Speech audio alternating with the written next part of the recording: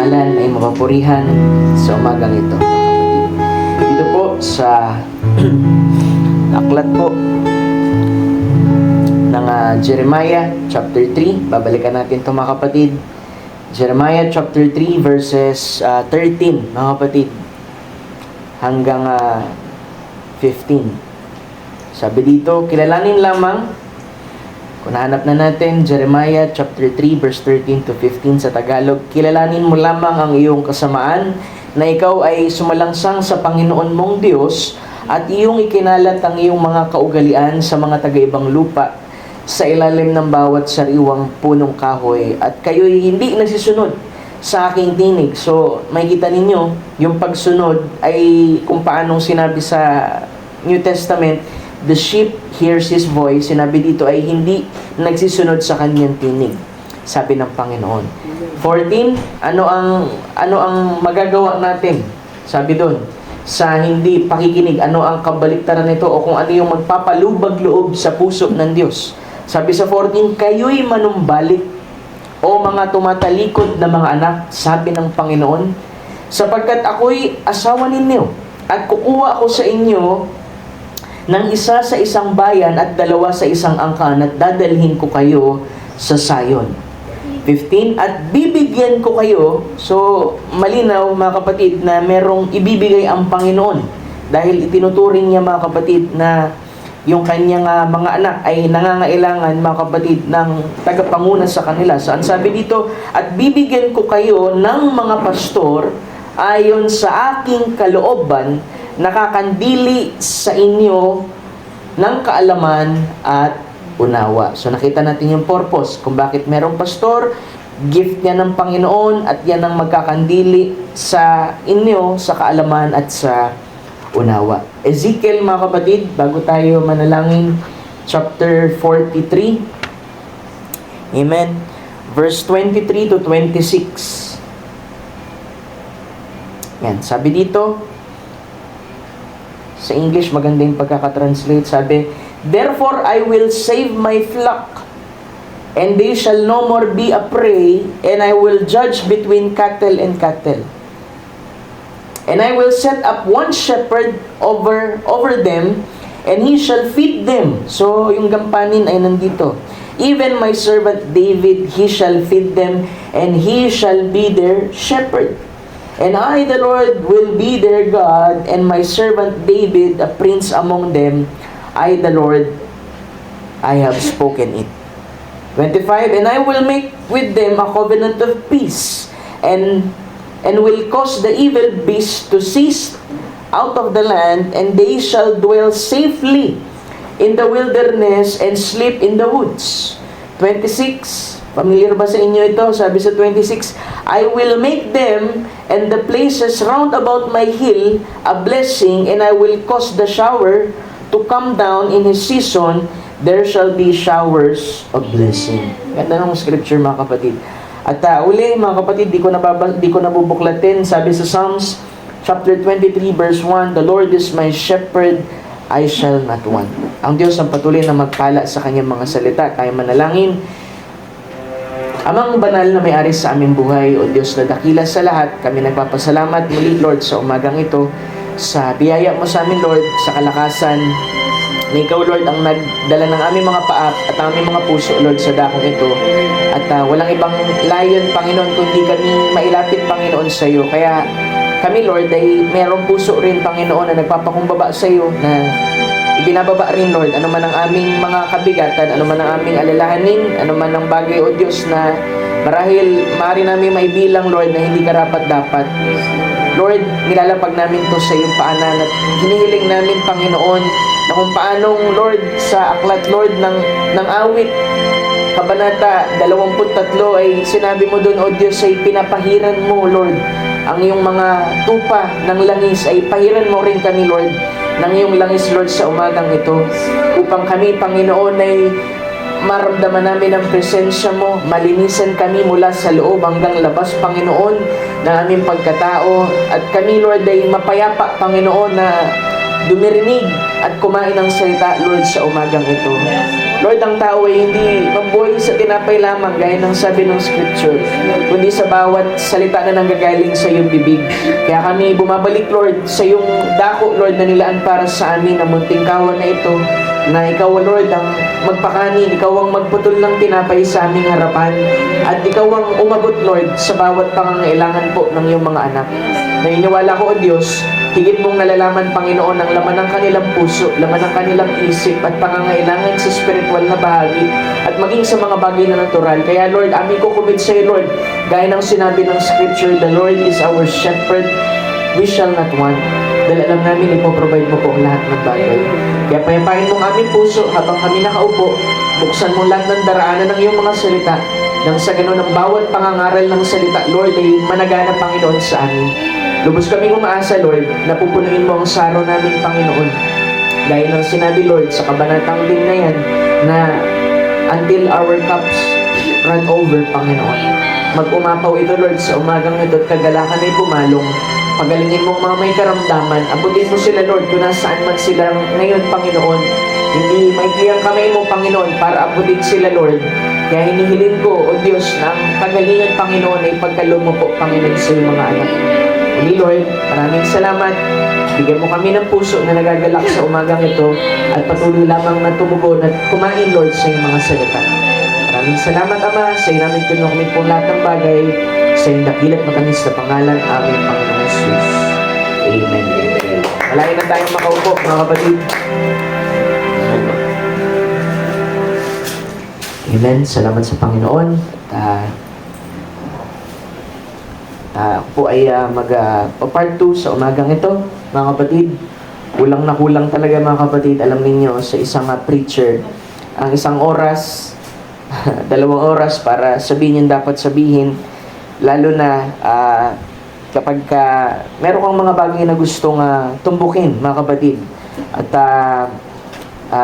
alam ko na nakikita ninyo at naunawaan ninyo, mga kapatid, na ang pangangaral ng salita ng Panginoon ay hindi biro, dahil ito'y pagpapakain gaya ng pagpapakain ng isang pastol sa kanyang mga tupa, mga kapatid.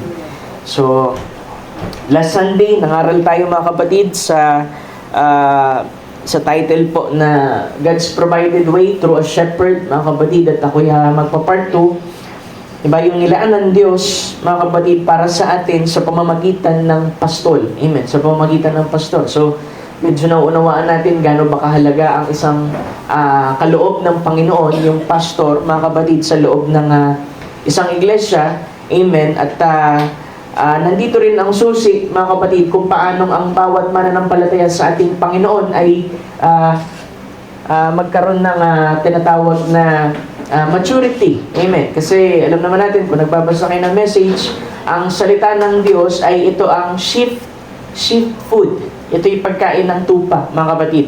Diba? Sabi doon ay sa Scripture, Matthew chapter 4, verse 4, laging sinasabi yan na ang tao ay hindi lamang mabubuhay sa tinapay, kundi sa bawat salita na nanggagaling sa bibig ng Panginoon. So, hindi lamang sa natural na bagay. Kasi after mong ma-fulfill yung mga bagay ng natural, ay sabi nga, kung lahat ng bagay makamit mo sa mundong ito, ay ano naman ang kahalagahan nito kung ang kapalit naman ay yung kaluluwa. Saan mapupunta yung kaluluwa? Diba? Na meron kang mga material na bagay, ngunit saan patutungo yung kaluluwa? Matapos na ang buhay ay mahihimlay, mga kapatid, ang lupang katawan na ito ay mahihimlay sa lupa, maibalik sa lupa, ay nakatitiyak ba tayo kung saan tayo paroroon? Amen. Kaya ang Panginoon ay nagdisenyo, mga kapatid, ng isang pamamaraan niya kung paano niya isusustain yung kanyang mananampalataya. At pag yung mananampalataya individually ay nagather niya, ang tawag doon ay flock, kawan. At siya'y maglalagay ng pastol, yung pastor, at yun ang mga ngalaga doon sa kawan na pinagkatiwala ng ating Panginoong Jesucristo.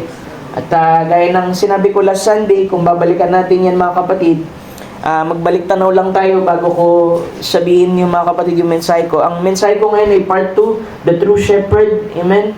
ang tunay na pastol, ang tunay na pastor. Kasi ang scripture, yung binasa natin na 34, pag inumpisa natin yan sa chapter 1 mga kapatid, ang Diyos ay nagalit dyan mga kapatid dahil meron pong mga hindi tapat na pastor sa Israel. Diba? Laging ginagamit ng Diyos na larawan niya ng pangangalaga niya ay sa pamamagitan ng pastor. Dahil actually ang pastor ay isang pastol. Ibig sabihin, tagapag-alaga ng mga tupa, mga kapatid. So, pastor, parang hindi magandang pakinggan yun na meron palang hindi tapat na mga pastor o meron palang peke na pastor. Alam nyo, pag may mga bagay na ganyan, mga kapatid, dahil spiritual tayo, ay tinitingnan natin yan sa paraan na meron tayong wisdom. Alam mong isang peke, mga kapatid, hindi po yan mapuproduce nang walang original. So, mas lalong pinalalaki lang ng halaga ng peke yung original. Kasi, hindi mapuproduce yan mga kapatid kung walang pinaggayahan. At yung pinaggayahan mga kapatid, marahil sinubukang gayahin at lahat, pero ito'y hindi pwedeng gayahin mga kapatid ng katulad, malibang ang bagay na yun ay i-produce sa parehong materyales. Di ba? Kung paano ang isang kaloob, mga kapatid, di ba? Sa isang iglesia, mga kapatid, sabi nga ng prophet ay ang gifts pwedeng impersonate. Diba? Pero tayo, binigyan din tayo ng discernment ng ating Panginoon para ma-recognize kung ano yung true gift, true shepherd, true pastor, mga kapatid, na unang-una, ang Diyos naman ang nagbigay nito. Hallelujah. Hindi ang tao ang nagtalaga. Bagamat sa isang iglesia, naririnig niyo ko minsan na the church elects its deacons and its pastor kasi merong pagboto. Pero ang inyong boto ang nagsisilbing confirmation doon sa calling ng tao, mga kapatid, dahil kayo mismo ay binigyan ng discernment ng ating Panginoon na sinasabi niyo sa pamamagitan ng boto na naniniwala kami na may katawagan siya sa pagpapastor. Amen. Kaya alam mo mga kapatid, yung iglesia at saka yung pastor, talagang dapat mga kapatid, solido po yan na magkasama. Nagkakaunawaan, naiintindihan ng tupa, yung puso ng pastor, at dapat naiintindihan din ng pastor, yung puso ng kanyang mga pinapangaralan. Na hindi lamang mga kapatid tayo dito na gumaganap lang na parang masabi na pastor lang tayo, kailangan natin lagi na parang galit. Diba? Sabi ko nga sa inyo, hindi naman kailangan lagi na sumisigaw ako para maintindihan niyo ako. Kundi sa paraan mga kapatid na nahihimay ang salita ng ating Panginoon sa likod ng pulpitong ito, nang sa ganun ay malaman niyo mga kapatid kung anong ibig sabihin ng pastor dun sa isang, sabi natin, certain topic o isang doktrina na tinuturo. At pangalawa, sabi ko nga, ang pamamaraan ng Diyos ay siya'y naglalagay ng tupa. Diba? Naalala niyo yung parable? Diba? Madaming nag-translate niya nung parable na yan, yung Good Samaritan, na ang ibig sabihin pala nun ay ang tao mga kapatid na merong alanganin na buhay, sabi nga doon half dead, diba? Sabi ay buhay, spiritually dead, physically alive but spiritually dead. At ito'y kailangan mailagay sa isang iglesia mga kapatid na merong pastor at siya'y maalagaan, at ang pastor mga kapatid na yun ay binigyan ng 2 denaryo mga kapatid ng Good Samaritan. Yung Good Samaritan, walang iba yan kundi ang ating Panginoong Jesucristo. Nang sabi niya, itong 2 denaryo ay iwan ko sa iyo, alagaan mo yan. Sabi doon ay, ikaw pastor, binigyan kita ng 2 denaryo. Ano yung 2 denaryo? Yung espiritu mga kapatid, tsaka yung salita. Para saan yan, pastor? Para alagaan yung tupa, pagalingin siya dun sa kanyang mga sugat.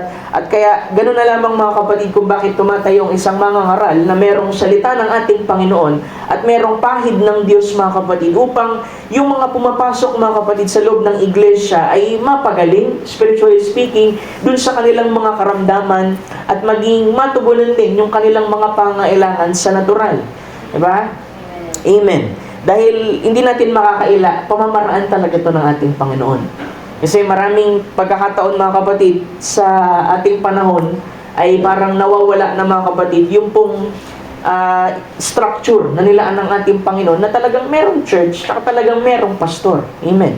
Na merong ibang nagpo-promote mga kapatid na wala ng pastor, kailangan tumayo ka sa pananampalataya kahit wala, kailangan meron kang pastor. Kasi ang nilalagay mga kapatid ng scripture kanina, ay yung kahalagahan po mga kapatid ng shepherd. Mga kapatid, kasi provided way ng ating Panginoon yan. Diba? Kung binibilang natin ating sarili bilang isang tupa mga kapatid, ang ating Panginoon Kristo ay tatawag din ng kanyang mga pastor, mga pastol, upang mangalaga dun sa kanyang mga tupa. So, malinaw sa atin to na kami ay tagapangalaga lamang. Amen. Na binigyan lamang kami ng 2 denaryo ng ating Panginoon, yung Espiritu at yung salita mga kapatid, para po ingatan kayo mga kapatid.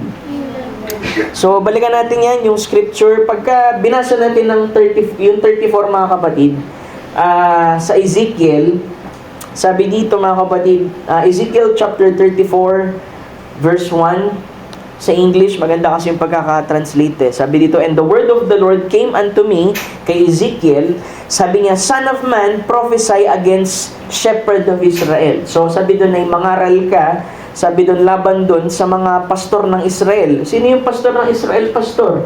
Yung mga namumuno sa kanila.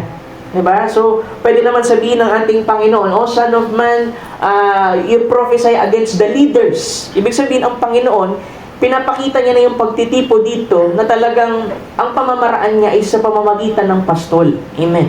Kasi merong karakter ng isang pastor, mga kapatid, na tanging akma, mga kapatid, doon po sa pangangailangan ng isang tupa. So, mamaya, mahihimay natin yan mga kapatid. Sabi doon, "Say unto them, thus saith the Lord, unto the shepherd, woe be unto the shepherds of Israel that do feed themselves. Should not the shepherds feed the flock?" So, ang sabi dito ay, ang Panginoon Diyos sa aba ng mga pastor ng Israel na pinakakain ng kanyang sarili. Hindi baga dapat pakanin ng pastor ang mga tupa? Yun yung gampanin eh. Kaya nga malalang nyo kay Peter, mga kapatid, di ba? Si Peter, kung babasahin nyo yung mga epistles niya, hindi mo maiko-compare, mga kapatid, sa mga epistles ni Pablo. Kasi si Pablo, prophet, teacher, apostle. Si Peter, apostle din, kaya nga lang, ang katawagan niya, pastor. Paano mo nasabi, pastor? Di ba nung nagkamali siya, binalikan siya ng ating Panginoon, na sabi niya, hindi ko nakikilala ang Panginoon, nung 3 beses niya dininay ang ating Panginoon, pero nung bumangon muli ang ating Panginoong Kristo ay pumunta sa Kanya, kung paano yung first meeting nila ng ating Panginoon, ibinalik siya dun sa picture na yun. Dahil alam niya, itong si Peter, condemn. Kaya nga, alam mo mga kapatid, ang tanging kaloob, mga kapatid, rin nagagamitin ng Diyos para ang mga taong nawalay sa presensya ng Diyos ay sa pamamagitan ng imaheng nire-reflect, mga kapatid, ng isang pastor. Kasi unang-una, ang reflection ng pastor, mga kapatid, ay pinaka-reflection ng ating Panginoong Jesucristo. Kaya sabi doon, nung binalikan siya, mga kapatid, di ba tinanong siya? Sabi doon, "Mahal mo ba ako, Peter, sa lahat ng ito?" Di ba? Sabi niya, "Feed my lamb." Pangalawa ay, "Feed my sheep." Pangatlo ay, "Feed my sheep." Pastor, bakit po parehas yung dalawang yun? Actually, sa ibang translation, yung pangalawa, "Take care of my sheep." Alam mo bakit take care? Kasi pag lamb, talagang kailangan pakainin mo muna ng pakainin yan para gumulang. Pero pag sheep ang pinag-uusapan natin, ibig sabihin yung mga medyo gumulang na, higit sa pagpapakain ang pangangailangan nito. Kaya nga, take care, alagaan ito, mga kapatid. Pagdating dun sa dulo, mga kapatid, kabuuan, pinaalala ng ating Panginoon. Pakita ko sa inyo, mga kapatid. Diyan, ayaw mo magpauna pero nais ko ipakita sa inyo. Puntahan niyo, mga kapatid, yung pong Book of John. Chapter 21. Verse 15 hanggang 17. Mapapansin niyo sa Tagalog. Yung 15, sabi dito sa 15, John chapter 1 verse 15, sabi ay, sa Tagalog ay, "Kaya't ng mga pagpawing gutom sila ay sinabi ni Jesus kay Simon Pedro, 'Simon, anak ni Juan, iniibig mo ba ako ng higit sa mga ito?'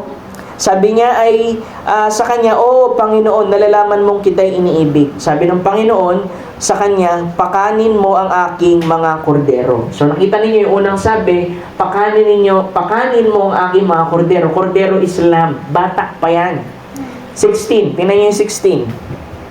"At sinabi sa kanyang muli sa ikalawa, 'Simon, anak ni Juan, iniibig mo ba ako?' Kaya sabi ni Peter, mga kapatid, 'Oo, Panginoon, nalalaman mong kita'y iniibig." Sinabi niya sa kanya, ano sabi?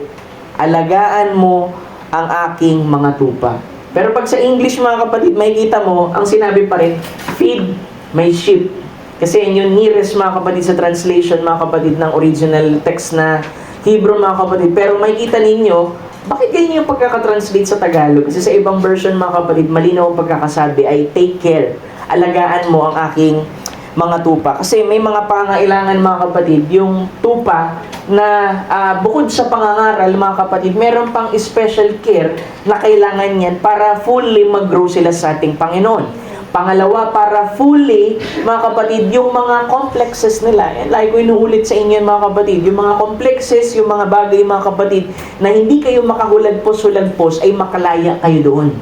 Kasi hindi lamang nalilimitahan ang pastor sa pangangaral ng salita ng Panginoon, kundi more on mga kapatid sa counseling. Kasi alam mo, pwedeng ang preacher kahit hindi siya pastor, pwede siyang mangaral eh, di ba?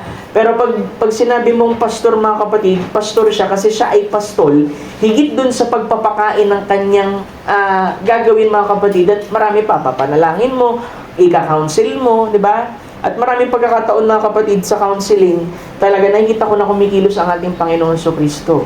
Di ba? Na, minsan inisip ko nga noon, sabi ko, bukod sa pangangaral, ano pa bang kaloob ng Panginoon? Kasi, pagka ang pastor talaga mga kapatid, bukod sa preaching, makikita ninyo, ang gift na yan mga kapatid ay more on dun sa pagpapayo, pag-ayusin yung dalawang panig, para matulungan yung tao mga kapatid na merong tali ng tanikala ng kaaway o anumang eksperyensya mga kapatid. At napakasarap sa pakiramdam mga kapatid pagka pinag-pray mo yung tao na, alam mo yun, parang ramdam mo na ang dark ng spirit, ang dark nung cloud mga kapatid sa kanya. Pero after maipanalangin, maipag-pray, nagliliwanag mga kapatid.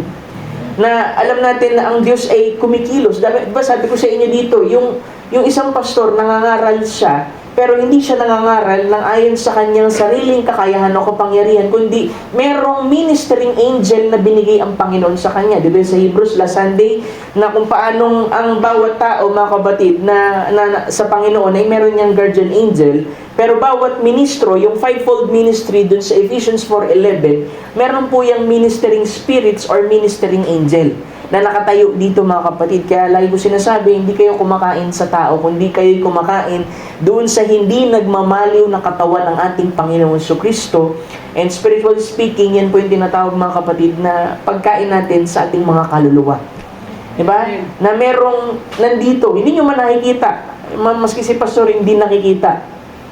Bakit hindi natin nakikita, pastor? Baka pwede naman, hilingin mo sa ating Panginoon, makita yung ministering angel. Alam mo, unang-una, hindi tayo binigyan, mga kapatid, ng mata para maunawaan ang bagay na spiritual sa pamamagitan ng pandama na ito. Diba? Lagi ko sinasabi sa inyo. Ang paglalakad natin, paglilingkod natin, lumalakad tayo sa pananampalataya, hindi sa mga bagay na nakikita natin, kundi doon sa pananampalataya. Di ba? We walk not sa pamamagitan ng ating sight, kundi by faith, mga kapatid. So, ang faith, tumutukoy din yan, mga kapatid, sa pagtitiwala. Di ba? Kasi kung sabi mong by faith, hindi mo talaga nakita, nandun ang pagtitiwala mo, mga kapatid. Anong ibig mong sabihin, pastor? Bawat church, kailangan magtiwala din sila dun sa pastor na ibinigay ng Panginoon sa kanila. Kasi mga kapatid, kung hindi sila magtitiwala, mga kapatid, paano i-express ng ating Panginoong Kristo yung kanyang sarili? Sapagkat siya Espiritu. At naghanap siya ng vessel, mga kapatid, para i-express ang kanyang sarili, mga kapatid, through that vessel, mga kapatid. Amen. Pag binasa natin yung 34, sabi dito, tuloy natin, ye eat the fat, part yan mga kapatid na bakit fat? Ye clothe with the wool, ye kill them that are fed, but ye feed not the flock.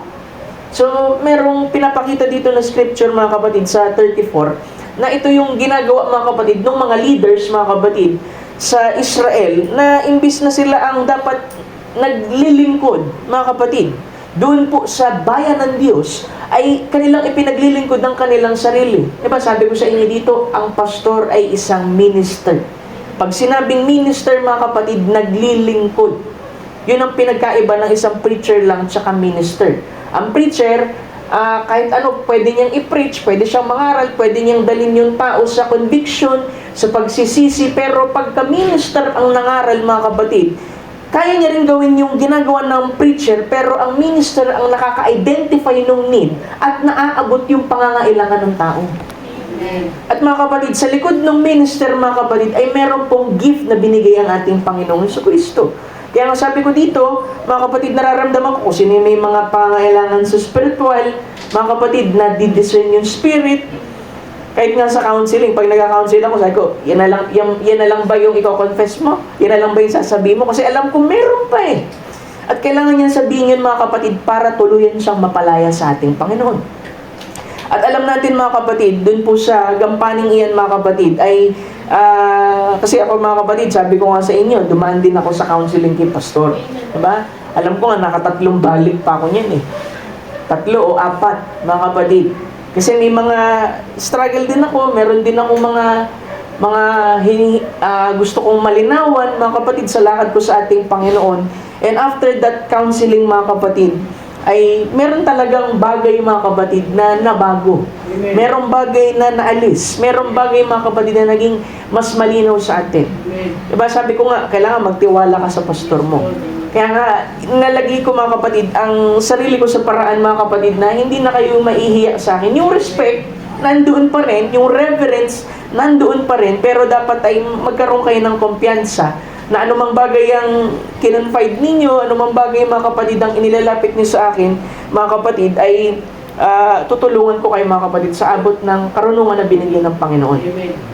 Naalala niyo, mga kapatid, si Solomon, mga kapatid, isa siyang hari na kapalit, mga kapatid, ni David. Alam niya na siya ay hari, mga kapatid. Pero ang Panginoon ay nagtanong sa kanya kung ano ba ang nais niya, ano ba yung hiling niya. 'Di ba? Pwede siyang humiling ng kayamanan, kapangyarihan at lahat.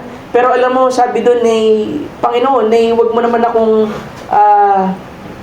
pagpalain na makakalimutan kita, at wag mo naman akong pagpalain na paghirapin na makakalimutan kita at kailangan kong magnakaw. Sabi niya, ginawa mo akong hari dito sa bayan ng Israel, bigyan mo lamang ako ng discernment, wisdom. Kasi, mga kapatid, ano po yung discernment? Ang discernment, mga kapatid, ay kakayahan ng tao, mga kapatid, na makaunawa at humatol sa isang bagay. Anong kabaliktaran, mga kapatid, ng discernment? Delusion. Yung taong meron delusion, ibig sabihin, siya'y merong unawang sarili, siya'y siguro ay merong espiritu, mga kapatid, na siya'y nalukuban, kaya kahit ano sabihin mo dun sa tao, parang hindi siya nakikinig. Ang tawag dun delusion. Meron siya sariling pangunawa. Kaya siya nagkaroon ng delusion kasi wala siyang discernment. Amen. Kaya sa bawat mananampalataya, mga kapatid, mahalaga rin, ang bawat isa ay meron discernment. Pastor, paano po ba ako magkakaroon ng discernment? Unang-una, mag-i-start yan, mga kapatid, sa knowledge. Pagkatapos, mga kapatid, maalaman mo ang salita ng ating Panginoon. Ito ang magtuturo sa iyo, mga kapatid, para magkaroon ka ng isang unawa. Pag meron kang unawa, mga kapatid, meron ka ng kakayahang humatol sa tama't mali. Ang tawag dun ay discernment or judgment, mga kapatid. Kaya nga pagka isang tao, minsan inisip natin pag nagkamali, ba't nagawa niya yan? Para naman siyang walang wisdom. Yan ay para bang pagsasabi, para siyang walang discernment. Kasi ang discernment, mga kapatid, ay bunga din ng wisdom. Kaya sa bawat pangangaral ng salita ng pastor, mga kapatid, yung salitang tinatanggap ninyo, yung pong salita ng ating Panginoon, yan ang magbubunsod sa inyo, mga kapatid, para lumago kayo sa ating Panginoon. Walang ibang paraan, mga kapatid, maliban sa pangangaral ng salita ng ating Panginoon. Kaya tutuloy-tuloy natin, sabi dito, sa tatagalugin ko na lang yung sa 34, sabi niya, hindi ninyo pinalakas ang mga payat, hindi ninyo pinagaling ang mga may sakit, inyo namang pinalian ang mga may bali, inyo namang ibinalik o iniligaw, o inyo namang hinanap ang nawala, kundi inyong pinagpunuan ng karahasan at may kahigpitan. Yung 4, sabi, the disease have ye not strengthened. Ito yung sabihin natin, ito yung rant ng Panginoon. Ibig sabihin, ito yung complaint ng Panginoon, mga kapatid, dun po sa mga leaders ng Israel. The disease ye have not strengthened. Kasi ang pastor, nagpapalakas sa inyo. Hindi nagdi-discourage, hindi nagpapahina, kung kayo man ay tinutuwid para lamang ay ilapit kayo sa ating Panginoon. Sabi dito ay, neither ye heal that which was sick. Hindi ninyo pinagaling yung merong may sakit. Diba? Paanong paraan? Spiritual tsaka natural. Diba? Spiritually speaking, meron tayong mga marahil dinadaanan na ang tanging paraan para mapagaling kayo dyan, bukod sa pananampalataya nyo sa ating Panginoon, ay maidalangin kayo ng pastor, maipanalangin kayo, mapahiran kayo ng langis.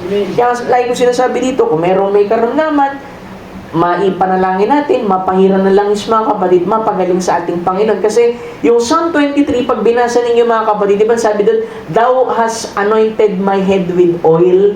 Nakita ninyo mga kapatid, yung pastor ang nagpapahid mga kapatid ng oil dun sa ulo ng mga shepherd. Unang-una, ang application niyan, pagka merong karamdaman. Pangalawa, kapag sobrang init kasi mga kapatid, yung oil lang nagpapalamig dun sa pakiramdam mga kapatid ng tupa. Amen. So sabi pa dito ay, Ye have not bound up that which was broken. Ang pastor, sabi ko nga, na Sunday din, na yan ay taga-benda din nung mga baling buto. Kasi mahilig lumabas yan yung mga tupa mga kapatid. Kaya bebendahan yan mga kapatid para gumaling. Kung evangelist naman ang dumating sa isang church na rebuke, na balian, yung pastor din ang magbabalanse. Di ba? Maglalagay ng benda mga kapatid. Pero dito, ito yung mga bagay na hindi po ginawa na dapat gampanin ng mga leaders ng Israel mga kapatid, dun po sa bayan ng Israel. So, kung ano man yung opposite nito mga kapatid, yun po yung gampanin ng pastor. Kaya sabi doon ay, neither have brought again that which has driven away. Yung laging umaalis mga kapatid, yung tupa. Kaya may kwento, di ba? Yung umaalis na tupa, ginawa ng pastor, sabi niya, lagi kasi umaalis-alis to Kaya ang ginawa ko, binalian ko ng paa para ako na mismo yung magpapakain, maging close sa akin. Ibigin niya ako hanggang sa magkaroon kami ng relationship na tupa tsaka pastor. Amen. Sabi dito ay, neither ye have sought which was lost. Hindi ninyo hinanap kahit yung nawawala. Actually mga kapatid, spiritually speaking, merong mga tao nandyan, pero ang totoo, nawawala sila. Physically nandyan sila, pero they are lost, mga kapatid. Kaya may kita ninyo, may kanya-kanyang level at pamamaraan ng pag-abot ang pastor bawat tupa. Hindi lahat pare-pareho, bagamat pare-pareho ang pagtingin, pero magkakaiba yung treatment. Alam niyo bakit? Kasi merong pangangailangan sila mga kapatid na hindi magkakapareho.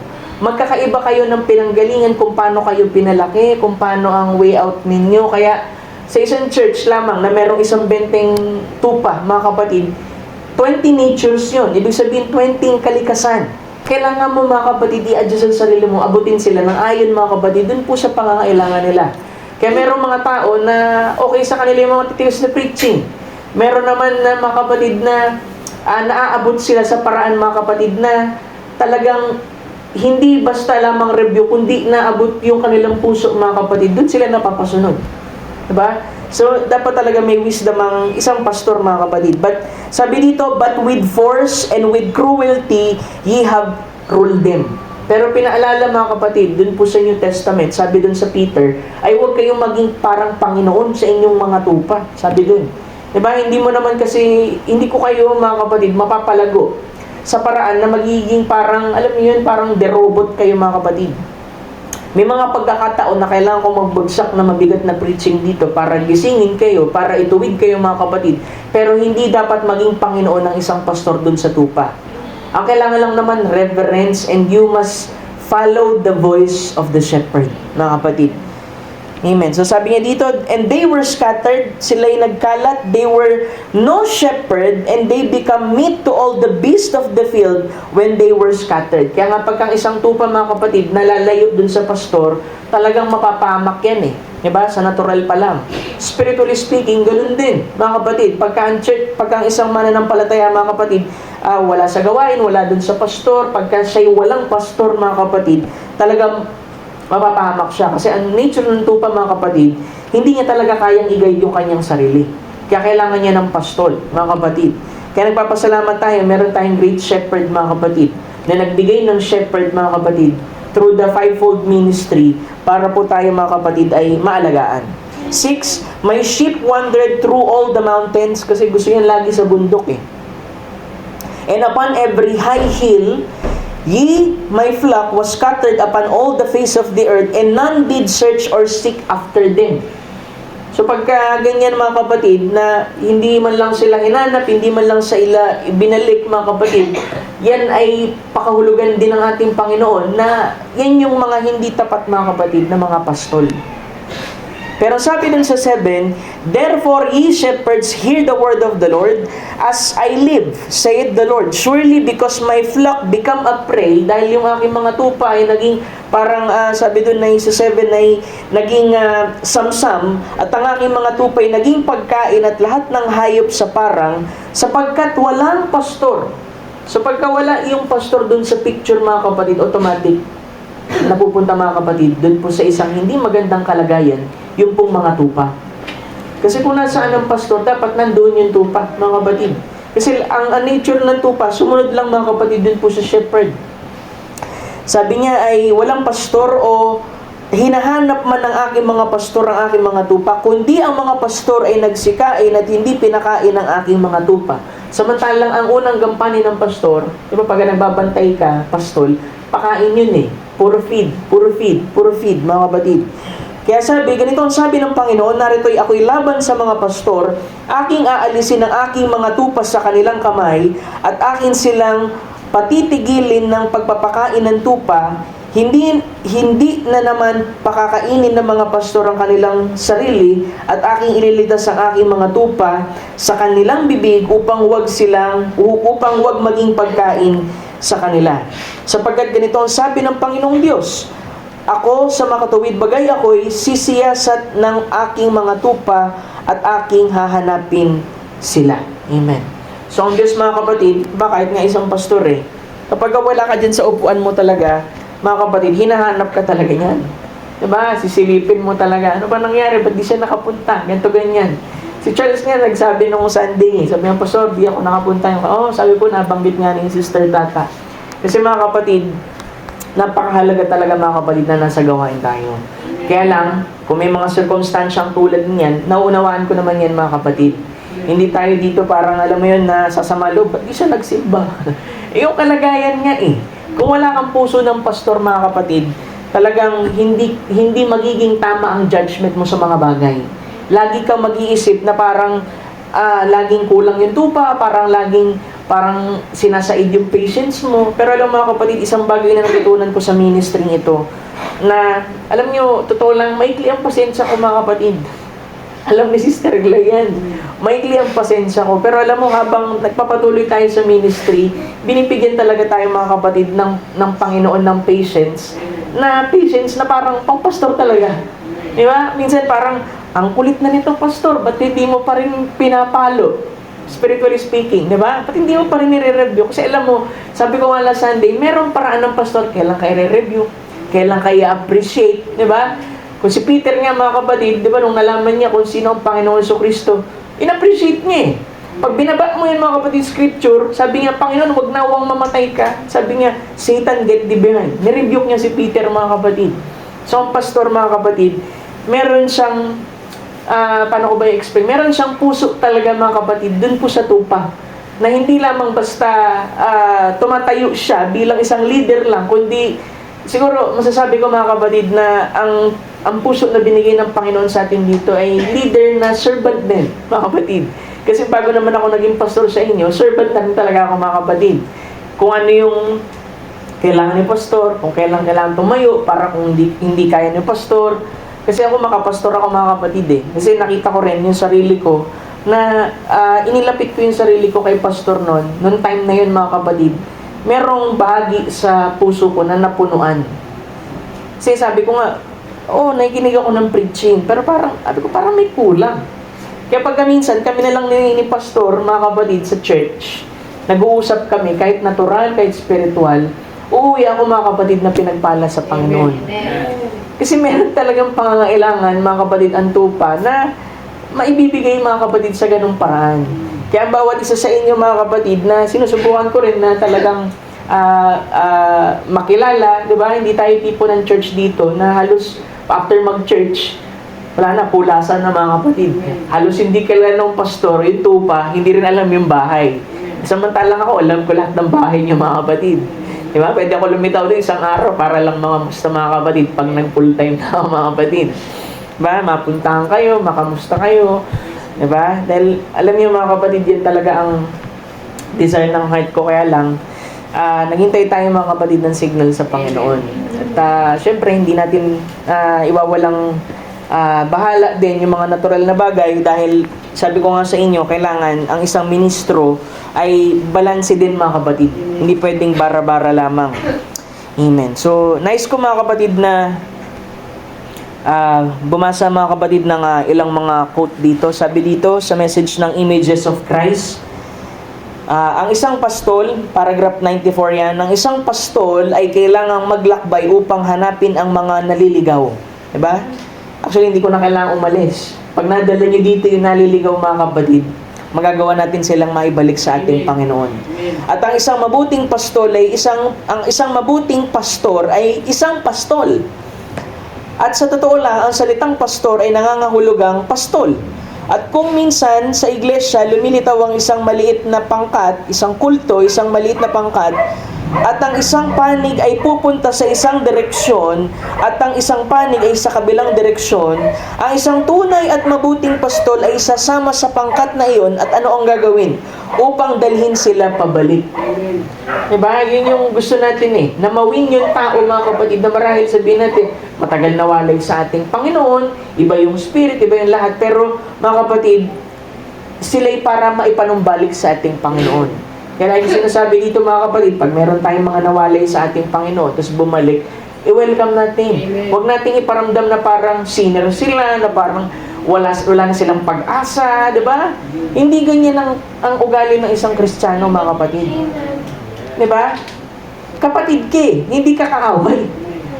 Dapat ikaw mismo mga kapatid, yung nagkikip dun sa kapatid mo. Di ba ugali ni Cain? Nung hinanap ng Panginoon, si Abel sa kanya, ano sabi niya, am I my brother's keeper? Tagapagbantay ba ako ng aking kapatid? Tagapag-alaga ba ako ng aking kapatid? Pero mga kapatid, sa atin tayo, nagbabantayan tayo sa paraan na gusto natin, huwag mapahamak yung sinuman, huwag mapalayo ang sinuman sa atin. Kasi kapag hindi na-express yan mga kapatid, ibig sabihin, walang brotherlyhood, mga kapatid, sa loob ng isang iglesia. Unang-una, sinasabi natin na sa ika-7, mga kapatid, na tayo na panahon, ang virtue na hinahanap dun, mga kapatid, bago ka makatungtong dun sa agape, brotherly love, pag-ibig sa kapatid, mga kapatid.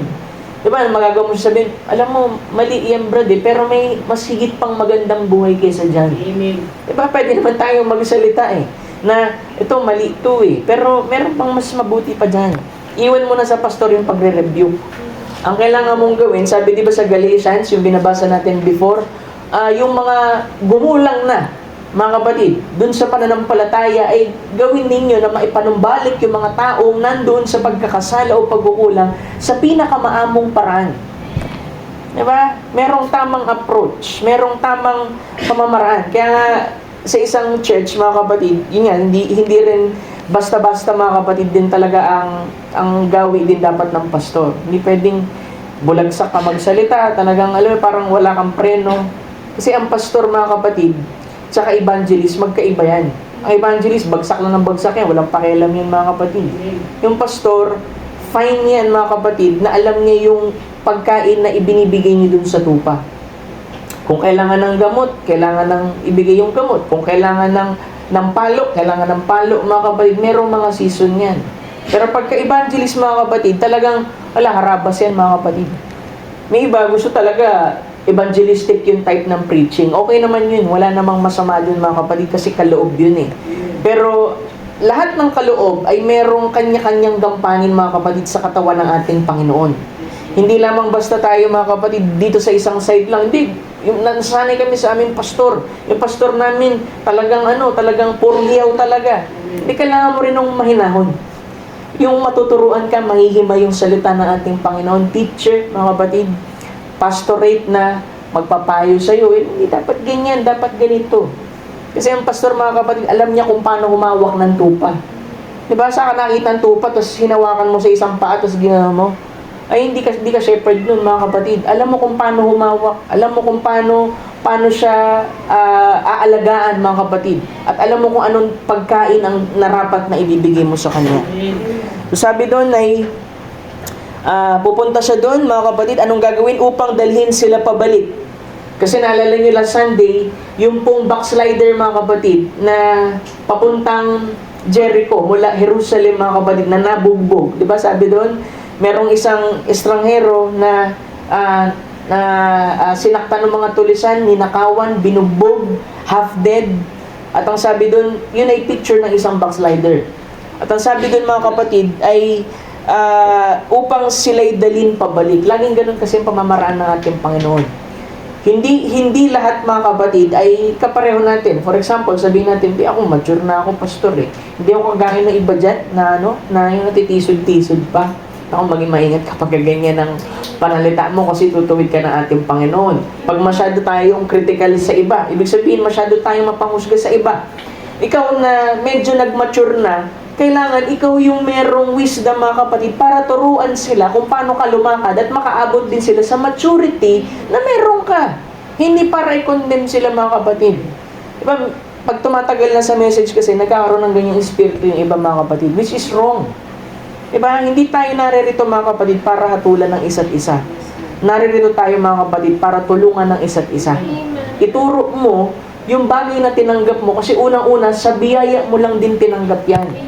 Hindi ka makakagawa, hindi ka makakalakad sa paglilingkod sa Panginoon na ito nang sa sarili mo lang. Kumain ka lang din nung binigay ni pastor na preaching. Tumanggap ka lang, nabiyayaan ka lang, na naunawaan mo at naipamuhay mo ang salita ng ating Panginoon. Pero hindi ibig sabihin nun mga kapatid, titingin ka na ng mababa sa iba. Kasi minsan nagiging ganun yung ugali ng iba eh. Mga kapatid, maikli yung palda, maikli yung book. Hindi believer yan. Ikaw nga, puso mo, marumi. Diba? Pwede ko sabihin maraming mga babae na mahabang buhok na mapupunta sa impyerno. Kahit mahaba pa buhok mo. Kasi hindi maganda yung puso mo Sinusunod mo nga mga kapatid yung mga yun, pero pag marumi ang puso mo, wala pa rin yan sa ating Panginoon. Hindi ba't mas maganda sinusunod mo yan, pero malinis din ang puso mo. Yun ang hinahanap ng Diyos, character, mga kapatid. Higit sa ano pa man. Mga kapatid, diba sinabi nga sa overcomer sa message ng How Can I Overcome? Sabi nga, alam mo, dumarating sa punto yung mga kababaihan, dahil meron silang maganda at mahabang buhok, ay titingnan nila ng mas mababa yung iba. Which is not right. Kung nakita mo na, Lord, tulungan mo yung kapatid kong babae na ito, bigyan mo rin siya ng wisdom na magawa niya mapahaba yung kanyang buhok. I-reveal mo sa kanya yung kahalagahan nito. I-reveal mo sa kanya, Panginoon, na dapat manamit siya ng tama, hindi maikli, hindi masikip. Kasi baka mamaya, hindi lang nila alam. Hindi lang nila lubos na nauunawaan, hindi pa nila panahon. Pero pag dumating ang panahon sa kanila, kasi pinag-pray mo, mga kapatid, makikita mo, kikilos din ang Panginoon sa buhay na kung paano kumilos ang Panginoon sa buhay mo. Kaya mga kapatid, isa sa mga bagay na tinuturo ko dito, huwag tayo maging sobrang judgmental sa iba. Kung meron tayong nakitang kahinaan sa ibang tao, ipag-pray natin. Natulungan sila, mahabag ang Panginoon sa kanila, makalakad sila kung paano ka lumalakad. Amen. Hallelujah. Yan ang narapat mga kapatid. Kasi tayo tumanggap na tayo ng pinakamataas na aral. Pero gaano kataas yung itinaas ng ating karakter? Kasi ibinigay ang mataas na aral na to para mga kapatid hubugin yung karakter na meron tayo. At ang sabi doon, karakter na Christ-like, mga kapatid.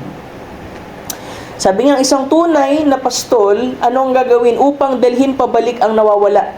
Ano ang ginagawa niya? Sinusubukan niyang maipakita ang imahe ng mabuting pastol. So unang-una, kaya nagpapastor ang isang pastor ay hindi para sa kanyang sarili, pero ginagamit siya ng Diyos para ma-reflect ang isang larawan. Nang sabi doon mga kapatid, ipakita ang imahe ng mabuting pastol. Sino ba yung mabuting pastol? Walang iba kundi ang ating Panginoong Jesucristo. Nang sabi niya, ako ang mabuting pastol na magagawa ko maibigay ang aking buhay para dun sa kanyang mga tupa. Di ba ginawa niya yan sa Cross of Calvary? Nang sabi niya mga kapatid ay sinusubukang maibalik ang kaluluwa na iyon. Gayon pa man, nagkahiwalay sila ng isang lugar, kapatid, na para bang sisirain nila ang mundo ng magdamag. Yung mga tupa daw, minsan kumikilos na parang ganun, na parang nakawala sa hawla. Pero sabi doon, ang pastor na iyon ay sasama sa kanila upang maituwid sila. Amen. Hindi para maki-join-join sa kanila mga kapatid. Diba? Upang mabalik sila sa tamang landas. Iyon ang isang mabuting pastol. Sinusubukan niyang maipakita ang imahe ni Jesus. Diba kaya kami rin mismo, meron din kami sinusundan na great shepherd Kasi, kung titingnan mo si David, shepherd siya. Pero ba't sinasabi niya sa Psalms 23, the Lord is my shepherd? Kasi na-identify niya ang sarili niya, tupa din siya eh. Kahit pa siya'y pastol, kahit pa ako'y pastor, tupa din ako ng Panginoon. At kailangan kong sundin ko ano yung tinig niya para maituro ko sa inyo isang bagay, mga kapatid, na tinanggap ko lang.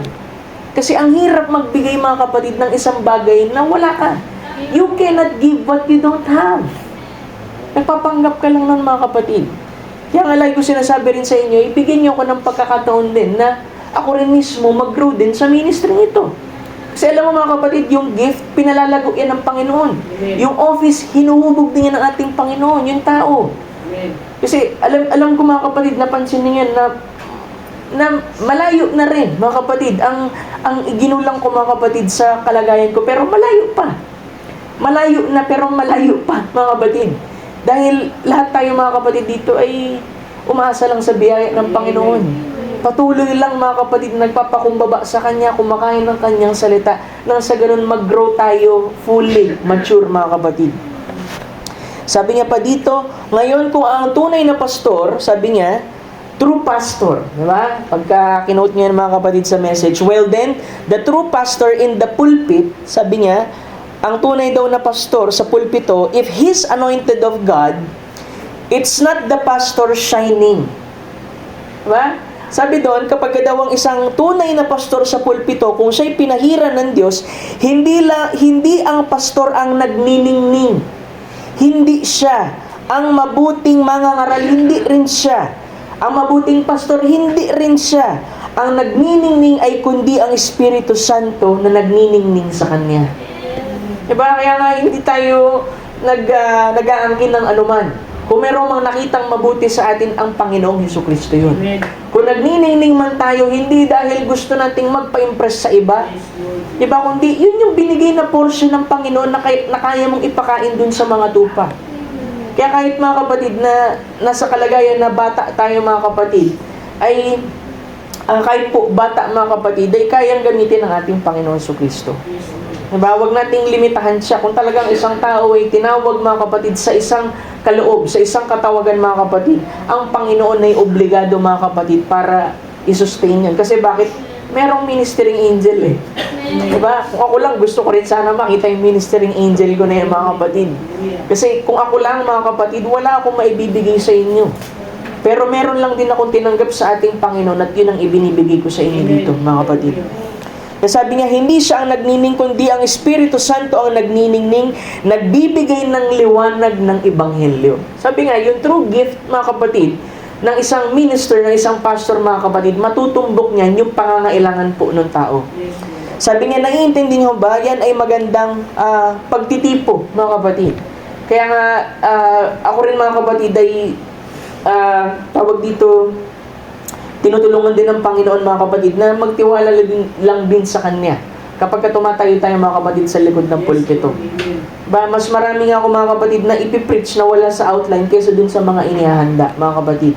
Dahil alam ko, ang Panginoon hindi magkukulang sa atin. Kasi sinasabi ko rin mula nung nabasa ko, mga kapatid, yung Psalms 23, like yung sinasabi, the Lord is my shepherd. Shepherd, I shall not want. Pag sinabi mo yun, mga kapatid, nandoon na lahat. Ang Panginoon na ang magpo-provide sa lahat. At ang scripture, mga kapatid, binigay yan para bigyan tayo ng kapayapaan sa ating puso. Diba? Kasi marami tayong masyadong alalahanin.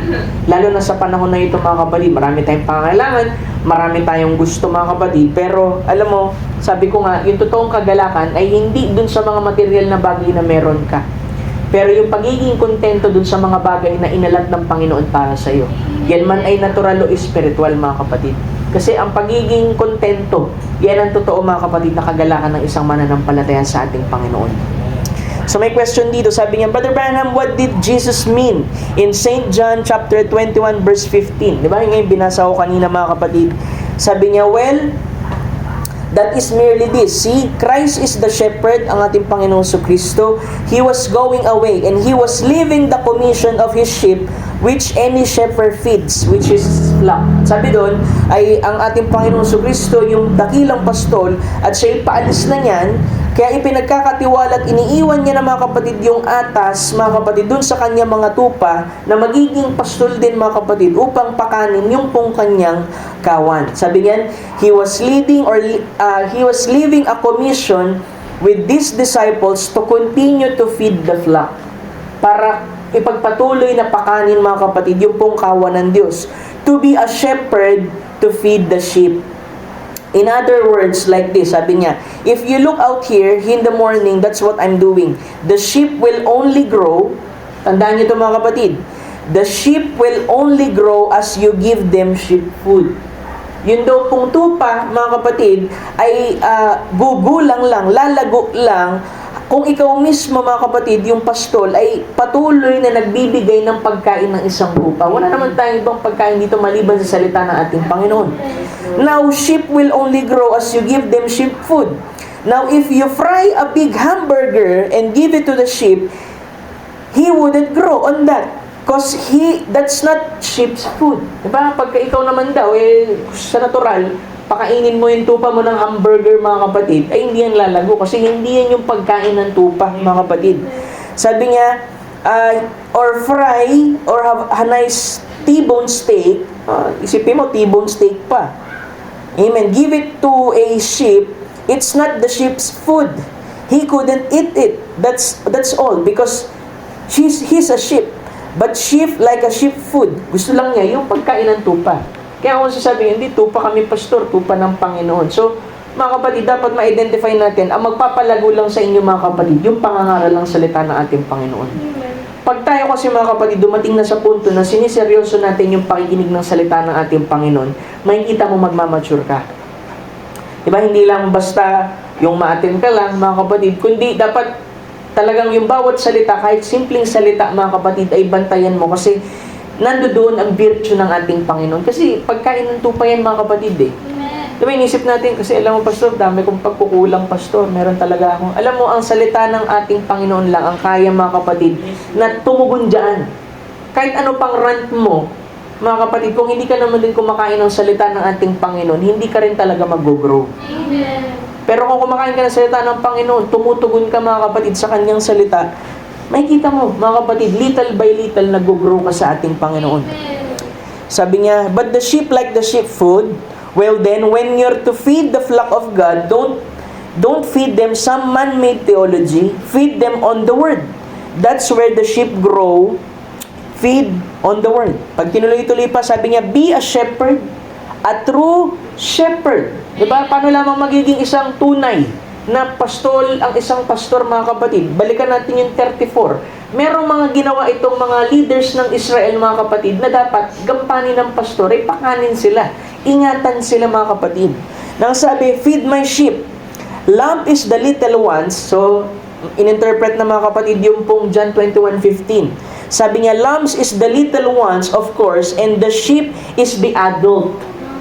Diba? So, both young and old feed the flock of God. So, bata man o maliit man, pakainin mo yung kawan ng Diyos. Kasi pag sinabing kawan ng Diyos, magkasama yan. Mix yan, mga kapatid, yung kordero tsaka po yung tupa. Feed them with the Word. The Word. Sabi niya, it is the truth. Jesus, man shall not live by bread alone, but by every word that proceeded out of the mouth of God. Is that right? If a man is to live and they are flock of God, kung ang isang tao ay gustong mamuhay at sila'y kawan ng Diyos, ang sabi doon, isang iglesia, then they are tribe upon the word of God, manna of God, this is His manna.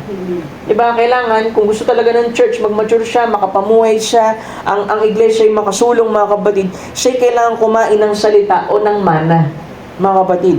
Nang sabi doon sa Bible, sa Old Testament, mga kapatid, di ba? Jesus is the hidden manna, which is Christ is the church manna. Si Kristo, mga kapatid, yung pong manna. Kasi yung manna, tagapag-sustain. Alam mo, kung walang salita ng ating Panginoon at walang Espiritu Santo, hindi ka masusustain, mga kapatid, sa lakad mo sa ating Panginoon. Sabi niya, amen, what is manna? Manna in the Old Testament, what is that? It is that come down from heaven, fresh every night to sustain the church in its journey.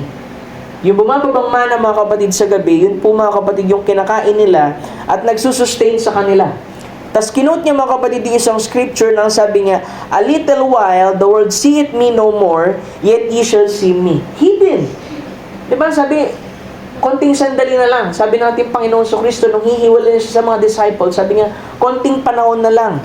Sabi niya, a little while, hindi na ako makikita ng sanlibutan, pero ikaw, makikita mo ko hanggang sa dulo ng mundong ito. Bakit? Kasi na-partake mo mga kapatid, yung pong hidden manna na yun, ang salita ng ating Panginoon, at siya'y nasa sayo. Ano sabi ng Scripture?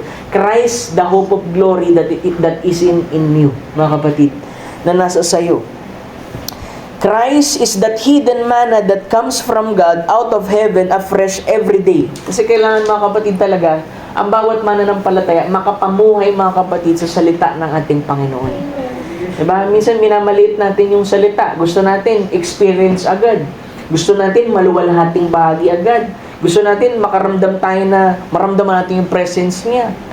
Samantalang kung paano mo i-treat yung kanyang salita, ganun-ganun na lang. Paano ka magkakaroon ng Christian experience kung ikaw mismo mga kapatid, hindi ka rin talaga nag-feed sa salita ng ating Panginoon? So, para magkaroon ka ng Christian experience, you must first feed on the Word. At malalaman mo lang mga kapatid, paano mo malalaman kasi pastor kung meron akong Holy Ghost? Parang ganito yan may nagtanong sa pastor yan Sabi, pastor, tingin mo ba may Holy Ghost na ako? Sabi ng pastor, wala. Kasi kung meron ka, hindi ka magtatanong. Diba? Pero minsan mga kapatid, seryoso silang nagtatanong. So, kailangan sagutin mo rin sila ng tama. Sabi doon para malaman mo kung merong Espiritu Santo dyan, sabi doon, the Holy Ghost will always feeds on the Word. Magdidisar at magdidisar ka ng salita ng ating Panginoon dahil merong Holy Ghost dyan. Yes. Na ang tanging paraan lang para ma-sustain yan mga kapatid, walang iba sa salita ng ating Panginoon. Kaya merong pastor, kaya merong salita, kaya merong pangangaral, kaya naririto tayo every Sunday. Isipin mo mga kapatid, minsan pagka nakakalimot tayo mga kapatid, ibig sabihin, meron tayong mga circumstansyang dumarating, hindi tayo nakadalo ng gawain, di ba? Pero parang medyo mahina ka, parang may kulang. Di ba? Experience ko din yan kasi sabi ko nga sa inyo, dati palitaw din ako mga kapatid Kaya minsan, siguro napikon na si pastor Sabi ni Pastor Gay Charles, ikaw, ano ba tingin mo kay Ian? Sige lang, ako nawawala Di ba na minsan sabi ko nga, 6 months ako nawala. Hindi ako nagparamdam. Kasi pastor, text ng text. Tapos, di ko na-replyan. Sabi ni Charles, antigas mo, brad. Pero sa puso ko, longing ako mga kapatid sa gawain. Alam mo kung ano lang yung nagpapahinder, minsan yung pride natin Sabihan, di kasi nahihiya ako. Alam mo yung hiya, minsan mukha din ng pride yan, mga kapatid.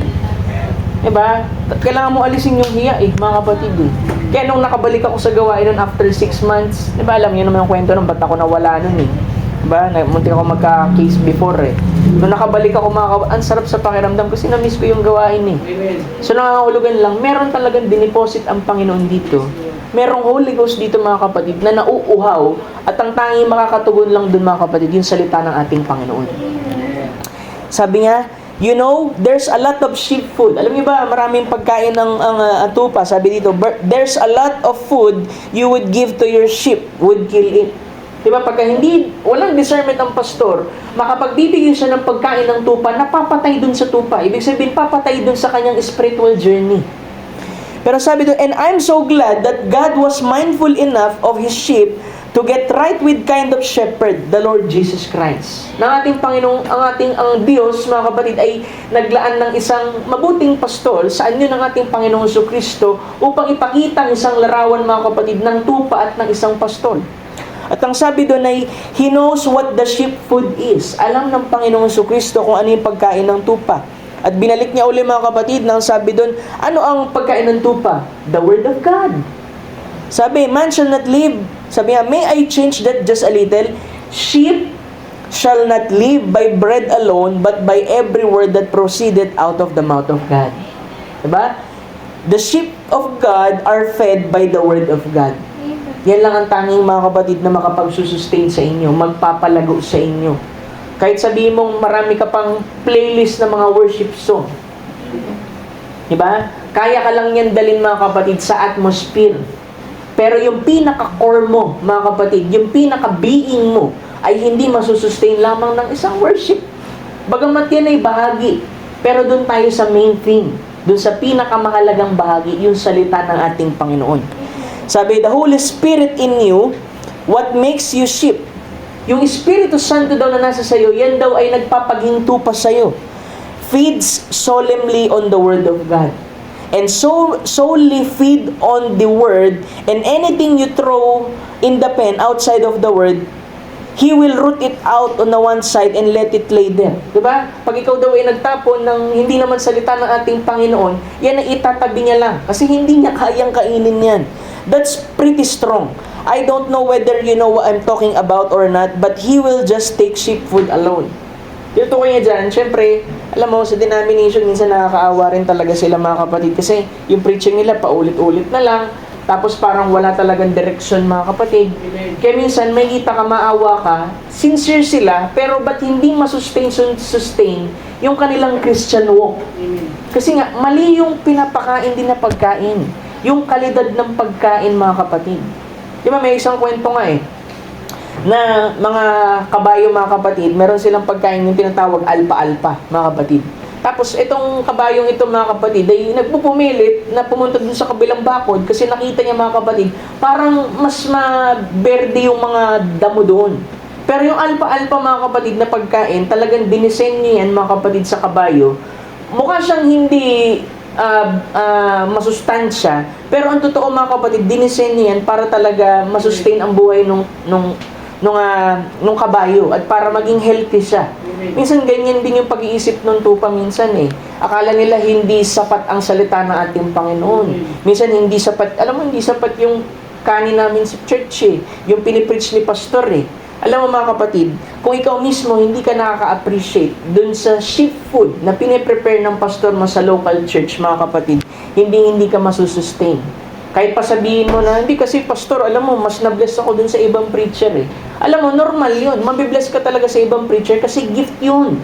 Pero ang totoong magsusustain sa iyo mga kapatid is yung shepherd mga kapatid na nilagay dun sa local ninyo mga kapatid.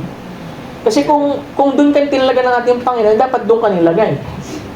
Kaso nilagay ka ng ating Panginoon sa isang dako mga kapatid na alam niya, ikaw na isang binhi din sa isang side. Pag nilagay ka niya mga kapatid sa isang dako, alam niya magmamature ka doon. Minsan tayo, hindi lang tayo kontento. Kasi gusto natin, ini-standardize na, dapat si pastor ganito yung pinipreach, dapat ganito si pastor mag-preach.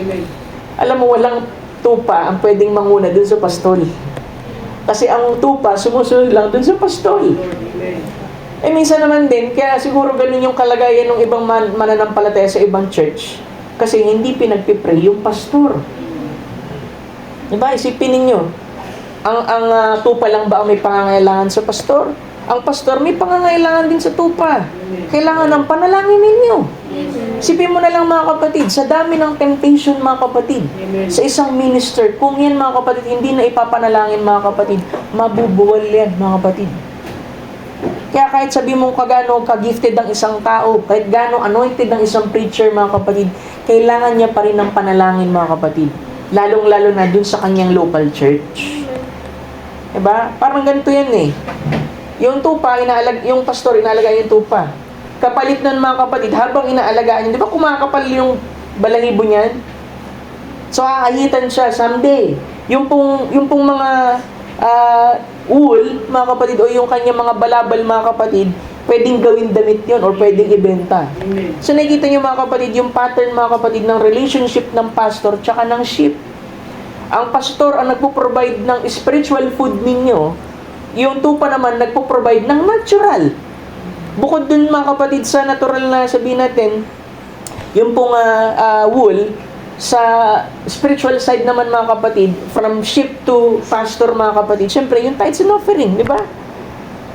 Kasi alam mo mga kapatid, sabi ng mensahe ng Biblia, ang isang mangangaral ay kailangan mabuhay mga kapatid sa kamay ng Panginoon. Kaya yung pamamaraan ng Panginoon din, hindi rin pwedeng tanggihan ng pastol. Diba? Minsan inisip ko dati, hindi, may work naman ako, di ako masyado. Sasadsadin ka ng Panginoon. Kasi bakit? Nagmamataas ka Ang paraan ng Panginoon ng pag-sustain, yung pamamaraan niya. Hindi yung pamamaraan mo. Kaya mga kapatid, yun ang pamamaraan ng Diyos. Diba? Tayo mga kapatid, gusto natin maglingkod. Makakapaglingkod lang tayo ng tama kung nasa pamamaraan lang tayo ng Panginoon. Kung nandun lang man tayo sa provided way ng ating Panginoon. Sabi niya pa dito, Amen? And God selected a great shepherd of the flock, Lord Jesus Christ, and gave Him all authority. Diba? Ang Panginoong, God selected the great shepherd, ang ating Panginoong Jesucristo, at ibinigay sa Kanya ang lahat ng kapamalaanan. And another thing, sabi niya dito, before He can go to leading His sheep, the sheep has to know the shepherd's voice. Kaya kailangan mga kapatid, alam natin yan. The shepherd, sabi niya, another shepherd could call, that sheep will never listen to him. He will never pay attention to any shepherd but that one. Diba, kahit sabihin mo, may ibang pastol, tapos subukan niyang tawagin yung tupa ng ibang pastol, hindi yan didinig. Kasi ang dinidinig niya yung kanyang sarili lamang, mga kapatid, na pastol. Sabi niya, Amen? Pay attention to any shepherd but that one. And in the natural realm, if something happens to the shepherd, he's fired and sent away. Diba? Pag sa natural, bawa, may nagawang hindi tama yung isang pastol, he's fired and sent away. And what time, sabi niya, what a time a sheep raiser has in those countries to find someone to take care of this sheep again. Kaya hindi pwede magmapuri isang pastor. Diba? Sabihin mo, hindi, kaya justify mo pa yung pagkakamali mo. Hindi, mga kapatid, pag mali ka, hingin mo ng tawad sa ating Panginoon. Diba? Kahit pastor, mga kapatid. Kasi ang Panginoon, kaya tumawag uli. Mga kapatid, huwag iisipin ng sino man, hindi, pastor ako, hindi na ako matatanggal dito. Alam mo, ang Panginoon lang nakakaalam kung hanggang kailan ka dyan. Kung hanggang kailan ka sa ministry. Kaya nga maigi, pag-igihin mo ang paglilingkod sa ating Panginoon. Sabi niya, he must be gentle, diba? Kasi kukuha daw siya ulit ng bagong tagapangalaga.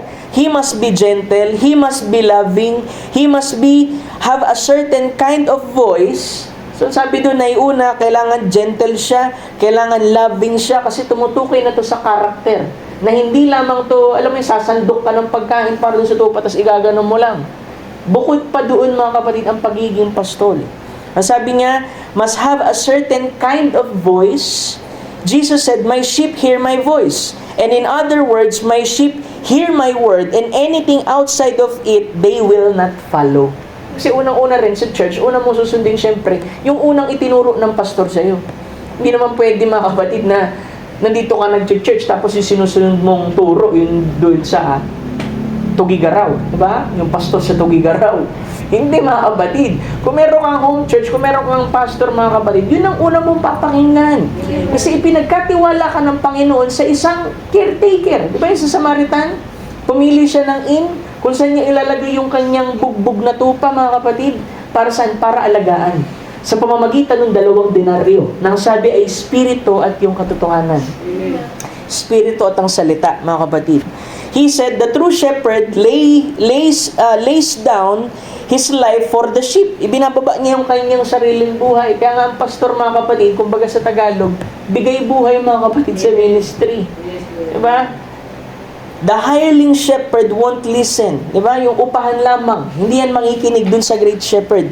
He will run away and leave the sheep, but the true shepherd stays with the sheep. Diba? Kung isipin mo lang alam mo, kung isipin ko lang yung sarili ko, mga kapatid, sabi ko nga dati, siguro kung nag-sales ako, parang siguro mas maluwin yung financial status ko. Pero mga kapatid, for sure, hindi rin ako magiging masaya. Kasi merong butas dito sa puso ko noon pa man Sabi ko, naglilingkod naman ako, Lord, pero parang may void, parang may butas na hindi ma-fill in. At ang Panginoon ay nagangad, maglingkod ka pa, more service. Sabi ko, ano yung more service? Pastoral ministry pala, mga kapatid. Na masaya ako, mga kapatid, na nakapaglilingkod sa inyo. Diba? Kung meron man akong pagkukulang, patawarin niyo kung anong pagkukulang ko, mga kapatid. Kasi tao lang din ako, mga kapatid.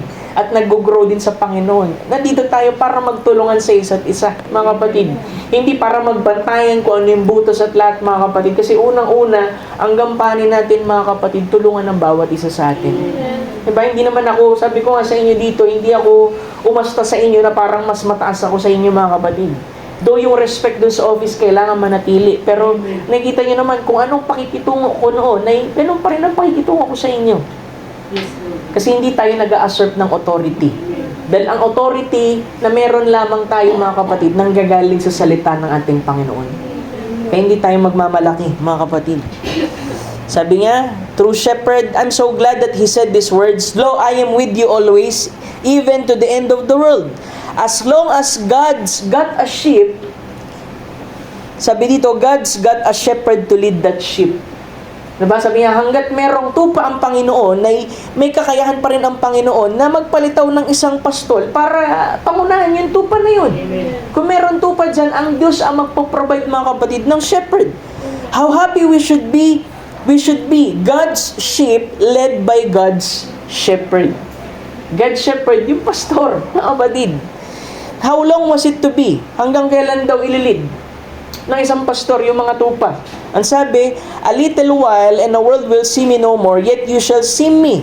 For I will be you, leading you, feeding you, guiding you, shepherding you to the end of the world. So itong setup natin hanggang sa pagbabalik ng ating Panginoong Jesucristo. Hallelujah! Sabi niya, God shepherd, He don't have to take one down and put one up. Diba, walang ganyang pastor. Ibababa yung isa, tapos yung isa itataas. Ano yun? Favoritism. Wala mga kapatid. Kaya kahit nga sa counseling, pinapakinggan ko, parehong panig. Hindi pwedeng isa lang, mga kapatid. Sabi dito, but this one, sabi niya, because a man cannot be God's shepherd in that sense. One dies, one takes his place. O yun yung pattern ng Panginoon. Kung meron mang pastor na kinuha ng ating Panginoon, magbabangon ulit siya. Sabi niya, another one takes his place. But this one shepherd, the great shepherd over his flock, yun yung pamamaraan eh. Pag namatay yung pastol, syempre, mag-hire siya ulit ng bagong pastol. Pero ang ating Panginoong Jesucristo, sabi dito, the great shepherd over his flock, lay down his life once. Minsan niyang, di ba yung ating Panginoon, ibinigay niya talaga yung kanyang buhay para din sa kanyang kawan. At nung ito'y magbangong muli, mga kapatid, ang sabi niya, it's become immortal. And his spirit now, it can never be killed. He is a constant, perpetual leader and feeder of the sheep until his corporal body comes from glory and he sets on his throne David and all lambs around him. Blessed be the name of the Lord. I'm so glad of that the great shepherd of the flock who gave his life for us, that we unworthy sheep. Diba? Panginoon, nilagay niya sa kanyang sarili, mga kapatid, dun sa Calvary, ibinangon niya, mga kapatid. Hallelujah, na siya daw, mga kapatid, yung pong tanging gabay, mga kapatid, at tagapagpakain dun sa mga tupa hanggang sa yung kanyang katawan, sa kanyang pagbabalik ay lumitaw, mga kapatid. Tayo na kanyang ginagabayan bilang isang dakilang pastor na unworthy. Diba? Unworthy talaga tayo, mga kapatid. Kaya sabi niya dito, kinuwento niya ulit, mga kapatid, yung kwento niya patungkol dun sa binali niya, mga kapatid, na tupa. Diba? Naanaling yan. Tapos kinuwento niya dito, sabi niya, and sometimes God has to strike us down with sickness, diseases, affliction, that He might just woo to us His bosom and give us little special touch of His divine resurrected power to prove that He's still the Lord Jesus Christ. Amen. Sabi nga, meron siyang mga pinapahintulot kung minsan na tayo tatamaan ng karamdaman, ng mga diseases, ng mga affliction, nang sa ganun na magawa niya tayong mailagay dun sa kanyang dibdib, sa kanyang bosom, mga kapatid, at bigyan tayo ng espesyal na hawak, na himas dun, mga kapatid. Nang sa ganun ay maranasan natin, mga kapatid, yung divine resurrected power. Para patunayan na siya pa rin ang Diyos na hindi nagbabago, na siyang kahapon, ngayon at magpakailanman. Diba? Hindi yan para, malungkot tayo. Ba't pinaloon ng Panginoon to? Meron siyang layunin. Diba? Para ipakita niya yung kapangyarihan niya sa'yo. Diba? Binali niya. Parang ganito. Binali niya yung katawan mo. Diba?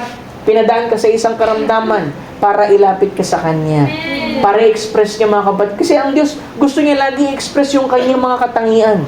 Paano niya i-express ang kanyang katangian kung hindi niya hayaan ng tao, mga kapatid, ay mailagay sa isang kalagayan na mangangailangan ng katangian na yun? Kaya hinahayaan niya, mga kapatid, para ma-express niya yung kanyang kapangyarihan. Pangalawa, para mapatunayan mo, buhay talaga ang Diyos, mga kapatid. Amen. Sabi niya, diba? Kaya mabuti ang Panginoon. Wala tayong maibibilang, mga kapatid, na hindi matuwid sa Kanya. A man that's been ever healed of God knows that God is. He won't want to stray. James made that clear. He said, the prayer of faith shall save the sick, God shall raise them up, for if they have committed sins, if it shall be forgiven them. God's shepherd knows how to take care of his sheep. So pagka-shepherd, alam niya talaga mga kapatid kung paano alagaan yung isang tupa. You wonder sometimes, sabi niya, Mother, when the little baby was snatched out of your arms in death, little story goes with that sheep. Sabi niya, meron siyang itinuturo dito mga kapatid na isang nanay na meron siyang anak din na maliit na tupa. Mga kapatid na, ang sabi doon ay, the mother was looking up, going along, keeping her eye on him. Ang ginagawa pala nung ibang shepherd din, pagka matigas yung ulo ng isang babae na tupa mga kapatid, na adult na, ay sumunod. Yung gagawin niya, kukunin niya yung anak na babae. Tapos, syempre, dahil nasa kanya yung anak na babae mga kapatid, yung pong old mga kapatid na sheep na babae, nakatingin na tuloy dun sa pastor. So, may mga pamamaraan ng ating Panginoon para kunin yung attention natin. Yes, right. Diba? Kaya ma-discern natin yan. Kaya sabi niya, a shepherd that was seen in particular time, a man, a painter passing by said, bakit kaya daladala nung tupa, nung pastol, yung maliit na tupa na yun? Sabi niya, meron bang mali doon sa maliit na tupa na yun? Sasabi doon na yung walang mali doon sa maliit na tupang yun. Ang pagkakamali meron doon sa babae. Sabi niya, and she wouldn't listen to me. Ayaw kasi makinig sa akin nun eh. Kaya ang ginawa ko, sabi niya, he wouldn't hear me anymore. So I had to reach down and pick her lamb, and now she looks at me all day long. Diba? Parang ano rin yan eh, parang pagka tayo rin as a parent, mga kapatid, sa Christian, minsan pagka meron tayong mga gawi, o kaya meron tayong bagay mga kapatid na pagsuway sa ating Panginoon, minsan kukunin ng Panginoon yung ating attention sa ibang paraan. Yes. Kaya sabi niya, sometimes God has to do that. These poor little straying mothers, kasi nga umaalis mga kapatid eh. Ito pong tupa na ito na babae, sabi niya, running out of the cocktail parties, running around, go to raise a little baby up in a wrong way. Sometimes Jesus might have to take that lamb to get you look up.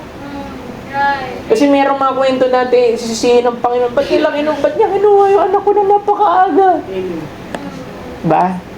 Una, kaya bakit may kinukuhang maaga ang ating Panginoon na bata? Kasi baka mamaya yung batang yun, hindi pa maging maganda yung buhay niya mga kapatid. Hindi maging maganda yung kanyang testimony, iuwi na lang siya sa ating Panginoon.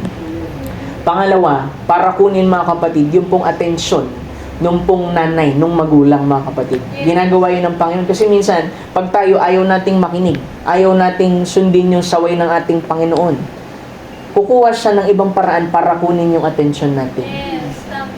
Sabi niya, sometimes, and then if you don't hear that, the wolf will get you, and then you're gone. Oh, we would learn so much about this sheep. Diba? Pag hindi tayo nakinig, syempre, lahat ng decisions natin, lahat ng maling gawi natin, syempre, may consequences yun. Yes. Kaya nga, pinakamahalaga, huwag kang lalayo sa shepherd. Huwag kang lalayo sa salita ng ating Panginoon. Huwag kang lalayo sa ating Panginoon. Para hindi ka makuha, mga kapatid, ng lobo. Kasi ang lobo, mga kapatid, hindi yan makakapasok, mga kapatid, sa flock. Paano nakakapasok ang flock? Pag naging pabaya yung pastor. Kasi siya yung pinto, mga kapatid, dun sa kawan eh. Di ba pagkagabi, tatawagin niya lahat yan. Tapos sa pinto, mga kapatid, dun siya mauupo. Sabi nga, alam mo, ang shepherd, ang duty niyan, night and day. Walang makakapasok doon. Parang ganito yan eh. Bago ka makarating dito, dadaan ka muna sa bangkay ko. Diba lagi sinasabi sa Pilipino, ganun din sa isang shepherd. Kaya anumang bagay na dumaraan sa atin, ipagkatiwala natin sa ating Panginoon. Kasi dumaan yan sa ating Panginoong Jesucristo. Siya ang pinto. Kung meron man siyang ipinahintulot, mga kapatid, meron laging rason yan, mga kapatid. But let a true shepherd of the word preach it in a power of resurrection that Jesus Christ is the same yesterday, today, and forever. Like sinasabi, hindi siya nagbabago. Kung anong ginagawa niya dati, kaya niyang gawin ngayon. Pastor, parang kulang kami. Kung ginawa niyang magbigay, mga kapatid, ng provision sa isang babaeng bao, mga kapatid, kaya niya pa rin magbigay sa iyo. Kung meron siyang mga pinagaling mga kapatid dun sa Old Testament, kaya niya pa rin pagalingin ngayon mga kapatid. Kung meron siyang mga buhay na binago mga kapatid, kagaya ni Paul mga kapatid, na hindi maganda ugali, pumatay ng mga Kristiyano, kaya niya ulit gawin yan mga kapatid. Basta ipagkatiwala natin, sabihin natin, the Lord is my shepherd, I shall not want. Siya na ang tumutugon sa lahat ng aking mga pangangailangan. Hallelujah. Glory to God. Amen. Thank you, Jesus. Sabi nga, alam mo, sabi ko kanina, true shepherd, at yung shepherd, gift yan mga kapatid sa church. At sabi dito mga kapatid, sa message ng, dito na ako magtatapos marahil paumanhin sa pagtatagal. Sabi nga,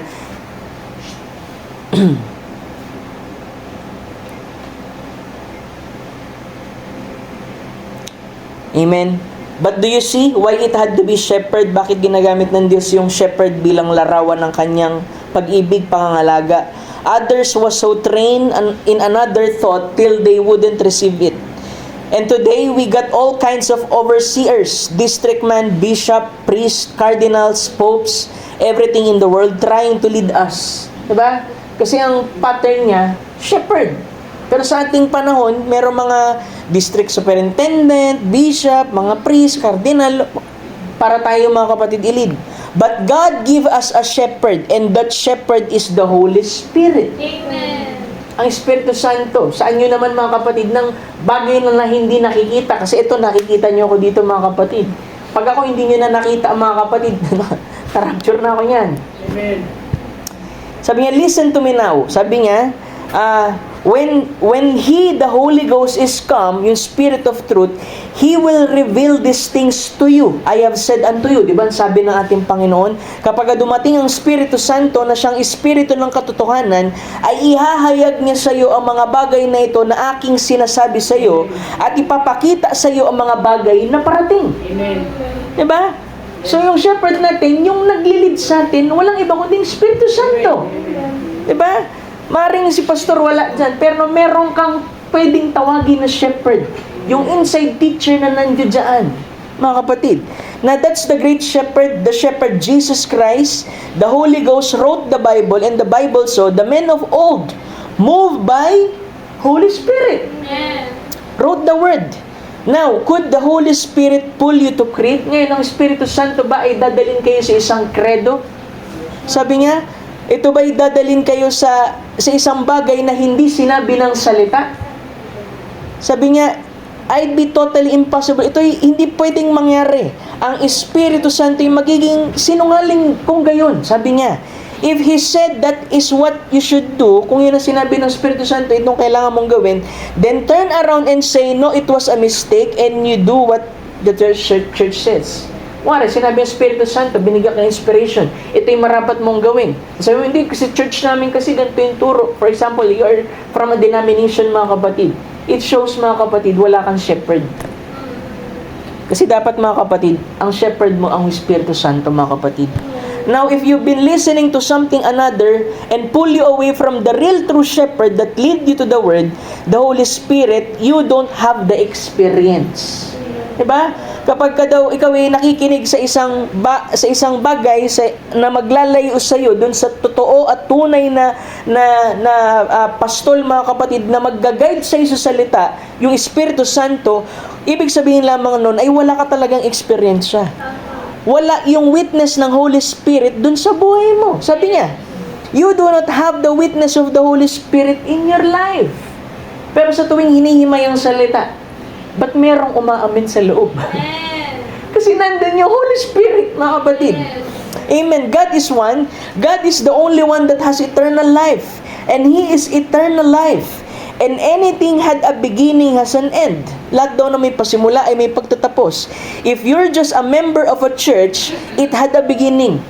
Kung miyembro ka lang na isang iglesia, meron niyang paunang pasimula. But the Word of God has no beginning. When you are born of God, pag ikaw ay sinilang sa ating Panginoon at ikaw ay isinilang sa salita ng ating Panginoon, you become a son of God, and your name was put on the Lamb's Book of Life before the foundation of the world. Amen. Ba? Pagka ikaw daw ay isinilang, alam mo, ang pwede lang talagang maisilang sa salita ng ating Panginoon at ating Panginoon, yung mga galing lang din sa Kanya. Yes, tama. Kasi tayo yung mga katangian na nanggaling sa ating Panginoon na na-express lang mga kapatid dito po sa flesh. Kaya yung kailangang maisilang muli ay yung mga naisilang na talaga before the foundation of the world. Amen. Hallelujah. And you, the color of your hair you have, 'di ba? The color of eyes you have, yung buhok mo, yung kulay ng mga mata mo, yung tayo mo, stature mo, God seen before you before the foundation of the world. Yes. Nakita ka na ng ating Panginoon. Though there come a million of years yet, there's nothing can keep you from coming back to that perfect image that God ordained for you in the beginning. Walang makakahadlang mga kapatid para maibalik ka doon sa sakdal na larawan na itinalaga na ng Diyos sa iyo mga kapatid sa pasimula pa lang. Amen. Kaya nga may pastor, alam niyo ba't may pastor? Kasi nililid kayo para maibalik kayo doon sa original na imahe ninyo mga kapatid, hindi sa flesh po na ito. Yes. Pinapakain kayo ng salita, sabi doon, nag-grow yan sa loob mga kapatid. At yung salita na yan, sabi doon, someday it will materialize. Amen. Kaya merong body change. Yes. Kaya kung hindi ko kumakain ng salita, wala kang Holy Ghost, hindi ka mababody change. Tama. Anong babaguhin sa'yo? Anong ikuquicken sa'yo? Anong bubuhayin sa'yo? Kung wala, kaya mahalaga mga kapatid, yung salita ng ating Panginoon. My sheep hear my voice, and a stranger they will not follow. Sabi niya, now, there's no gift I have, or any other man has. Wala akong kaloob na magpapagaling sa inyo. Wala naman, di naman ako nag-claim dito na ako nagpagaling sa inyo. Ang Panginoon na nagpagaling sa inyo. Yes. Hallelujah. Because how could we do what Jesus already done for you? Yes. Kasi paano namin gagawin na pagalingin kayo kung 2,000 years ago, pinagaling na kayo ng ating Panginoon? Amen. Kailangan nyo lang i-claim yung bahagi nyo sa ating Panginoon. Pinagaling na kayo eh. Sabi, di ba? How could we do that? If I could heal you, sabi niya, kung mapapagaling ko kayo at kung maililigtas ko kayo, paano na lang yung scripture nang sabi, for he was wounded for our transgression, with his stripes we were healed. Past tense na yan eh. Ginawa na niya yan, mga kapatid. Di ba? Amen. Is that right? So I couldn't do nothing about it. Wala akong magagawa para sa inyo. Amen. Pero yung Diyos, yung dakilang pastol na nasa ating kalagitnaan, merong magagawa sa inyo. Amen. Hallelujah. Now, other men can point it out in the Word. Sabi niya, now, other man can point it out in the Word. Others, God's put gift in the church different ways. Alam mo mga kapatid, yung true gift or true pastor mga kapatid, ang sabi dito ay ituturo lang kayo nito pabalik lagi sa salita. At yung kaloob mga kapatid, sabi doon, gifts in the church are put in different ways. Hindi lahat pare-pareho eh. 5 yan. And those gifts, yung mga kaloob doon o yan and everything, if it is a true gift of God, di ba, Pastor, paano ba namin malalaman pagka totoong kaloob yan? Sabi doon, if it is a true gift of God, it will point to that one thing, Jesus Christ. Diba pagka ang isang tao, sabi niya, sugo ako ng Panginoon, tapos ang turo niya sa kanyang sarili, hindi totoong kaloob yun. Pero kung isang kaloob mga kapatid ay nagtuturo pabalik sa salita at kay Kristo mga kapatid, that's the true gift. I do not believe in building the gospel of Jesus Christ around an individual. Sabi, hindi ako iniwala na kailangan mong itayo ang patibayan mga kapatid ng ebanghelyo sa isang tao. I don't believe in building it around in denomination. Hindi rin sa isang denominasyon. I don't believe in building around denomination, but building it around Jesus Christ kasi siya yung patibayan, siya yung foundation. I believe in building it in Jesus Christ, and all individuals, all men are the same. We are looking to one Redeemer, and that's Jesus Christ. Kahit kaming mga pastor, tumitingin lang din sa ating Panginoong Kristo. I believe that with all my heart, soul, and body, that's true. That's what we want. Yun lang ang gusto natin mga kapatid. Hindi tayo nagtatayo ng denominasyon, ng pangalan, na tayo'y dakilat lahat, kundi ito'y laging tumuturo lang pabalik sa ating Panginoong Kristo. Amen. So sabi niya pa dito, meron pa siyang isang quote, sabi, if it is a true gift, it only points you to where you were healed. For you are seed of Abraham, and you were already healed and saved. That's why the Holy Spirit knocking at your heart. Amen. Sabi doon ay yung totoong kaloob, mga kapatid. Amen. Na sinasabi niya dito, may nagtatanong Sabi niya, mapapagaling ba ako ngayong gabi? Tinanong nila si Brother Branham. Sabi niya, you're already healed. God sent the Holy Spirit. Ibinigay niya ng Espiritu Santo. He sent, ano sabi? Pastors. Amen. And they preach the word. And you listen. He sends gifts of tongues, interpretation, and send prophets and prophetic gifts, and give everything trying to draw you to a place. Lahat yan, yung pastor, yung fivefold ministry, lahat ng gifts para dalhin ka sa isang lugar. Nang sabi doon, the pastor can't heal you. Ikaw mapapagaling ng pastor. The speaking in tongues doesn't heal you. The interpretation doesn't heal you. The prophet doesn't heal you. The other gifts doesn't heal you. It only points you to saan? Sa true gift. At ito yung nagtuturo, mga kapatid, pabalik, mga kapatid, sa ating Panginoong Jesucristo. Lahat yan, mga kapatid, itong pagtuturo, itong pangangaral, ito yung hindi para, alam mo, maging close-close lang tayo dito. Kundi itinuturo ko kayo pabalik sa salita ng ating Panginoon. Kung meron kayong pangangailangan, ituturo ko kayo pabalik doon sa ating great shepherd, walang iba kundi ang ating Panginoong Jesucristo. Amen. At nawa, mga kapatid, sa umagang ito, nagawa nating makita ng ang Panginoon, mga kapatid, ang siyang tunay na gumagawa sa ating kalagitnaan. Diba? Kung merong false, mga kapatid, na sinasabi dito sa Ezekiel chapter 34, ay meron, mga kapatid, na true shepherd. Unang-unang ating Panginoong Jesucristo, at sa ilalim ng ating Panginoong Jesucristo, tumawag siya through the fivefold ministry, mga kapatid. At yung fivefold ministry ay lagi magtuturo, mga kapatid, sa inyo, mga kapatid, sa salita ng ating Panginoon. Kasi ang pagkain lang, mga kapatid, ng tupa, mga kapatid, ay ang salita ng ating Panginoon. Kaya nga makikita ninyo, hindi rin tayo gumagawa ng gimmick, ng anumang activity, kundi, mga kapatid, pure preaching, mga kapatid. At syempre, kung ano pa yung mga marahil ay nasa COD, yun ang ating sinusunod, mga kapatid.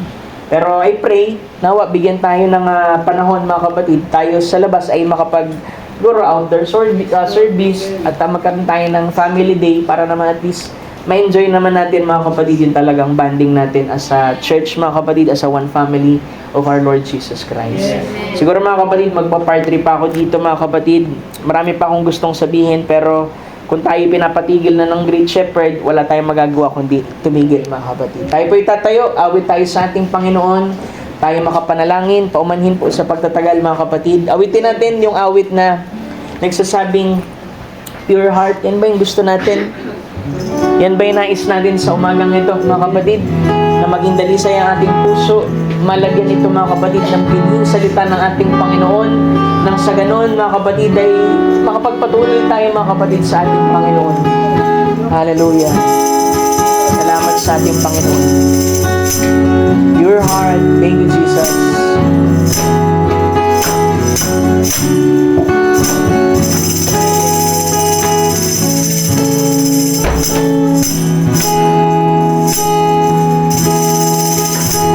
A pure heart, that's what I long for. Help us, Lord.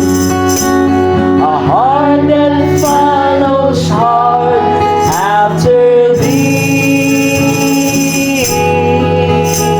A pure heart, that's what I long for.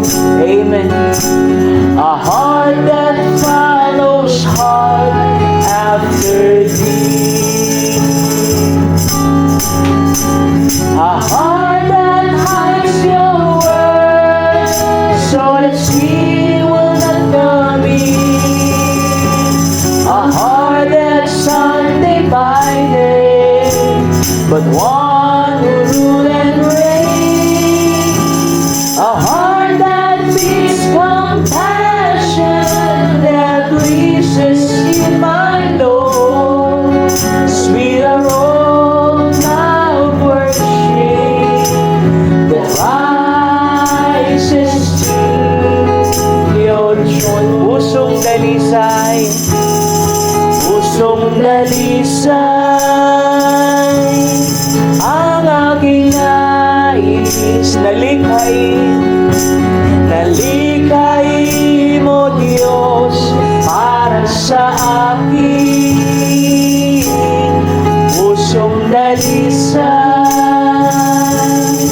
ang aking nais. Likhain mo Diyos, nalikhain mo Diyos para sa akin, isang pusong tapat na sa'yo'y nagmamahal, isang pusong sa'yo'y na walang alinlangan,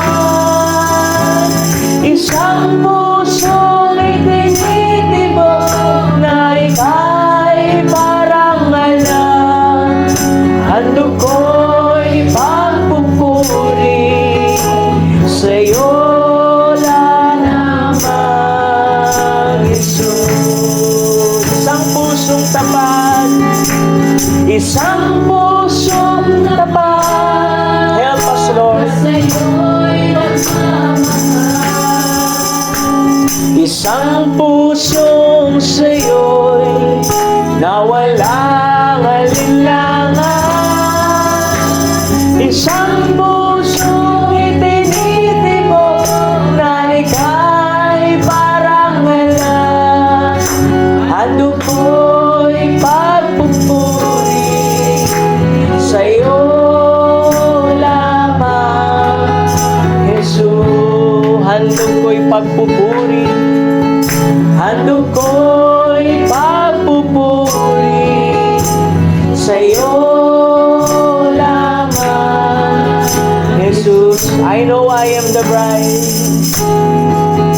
I know I am the bride that you're returning for. Yes, Lord.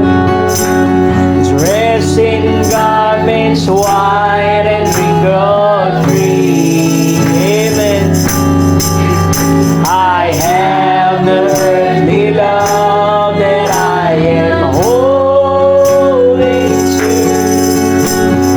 You're the one who means everything to me. I know I am the bride, I know I am the bride that you're returning for.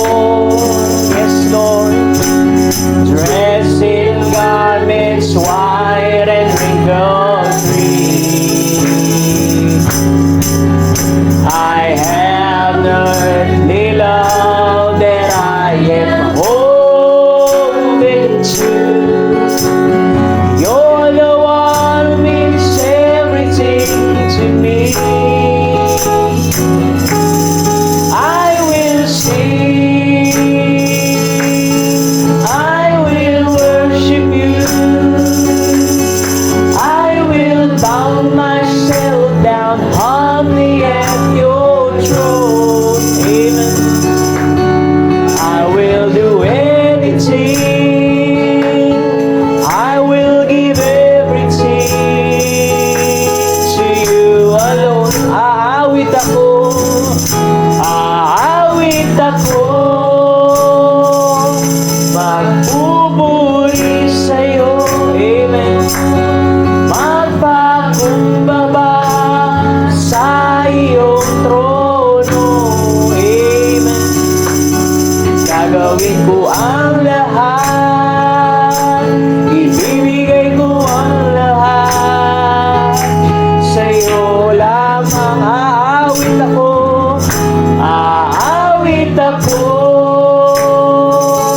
magpupuri sa'yo. Amen. Magpakumbaba sa iyong trono. Amen. Gagawin ko ang lahat, ibibigay ko ang lahat sa'yo lamang. Gagawin ko ang lahat, gagawin ko ang lahat, ibibigay ko ang lahat sa'yo lamang. Tayo manalangin sa ating Panginoon. Thank you, Jesus.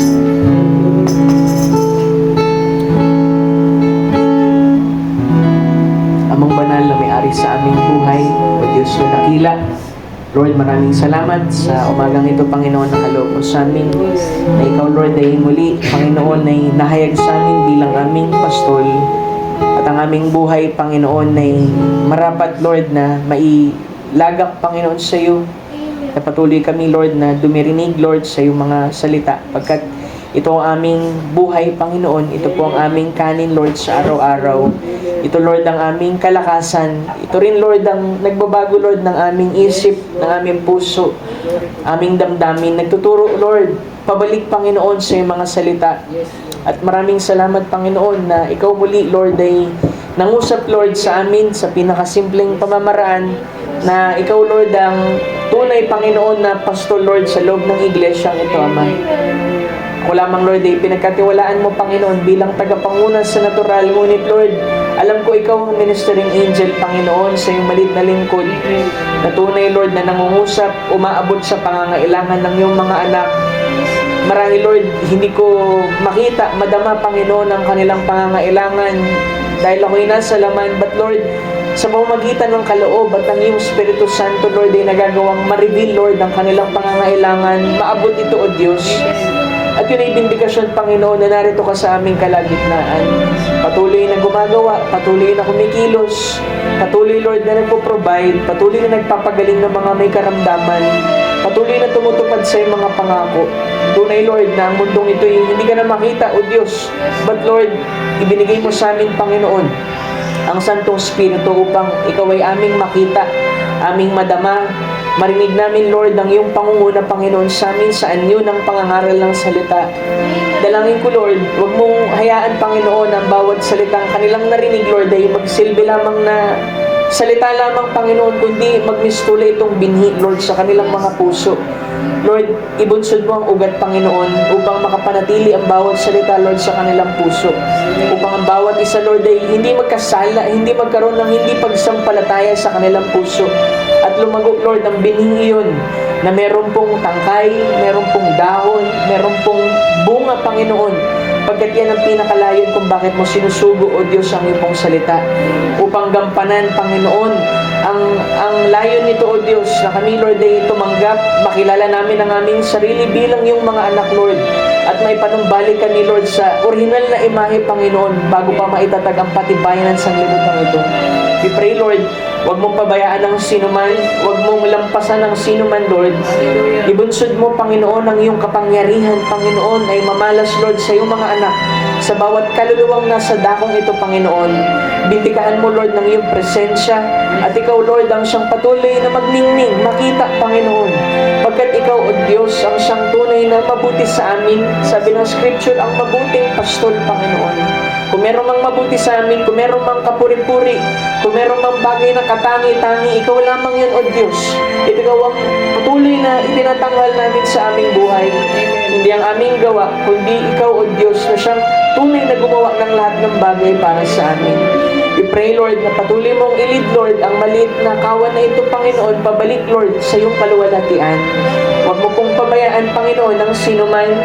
Ikaw ang aming pastol at di kami magkukulang. Kaya hinihiling ko, Lord, na i-provide mo, Lord, ang lahat ng kanilang mga pangangailangan. Ito man ay sa pangangailangan natural o ito man ay pangangailangan sa spiritual, Panginoon, ay ikaw po, Lord, ang siyang magkaloob. Maging mga kapatiran namin, Lord, na wala sa dakong ito at mga may karamdaman. Lord, hinihiling ko muli, Panginoon, sa iyong pangalan at sa iyong banal na dugo. Na Lord, puntahan mo sila sa dako kung nasaan naroroon sila. At ipuin mo, Lord, ang kanilang katawan mula ulo hanggang paa, Panginoon.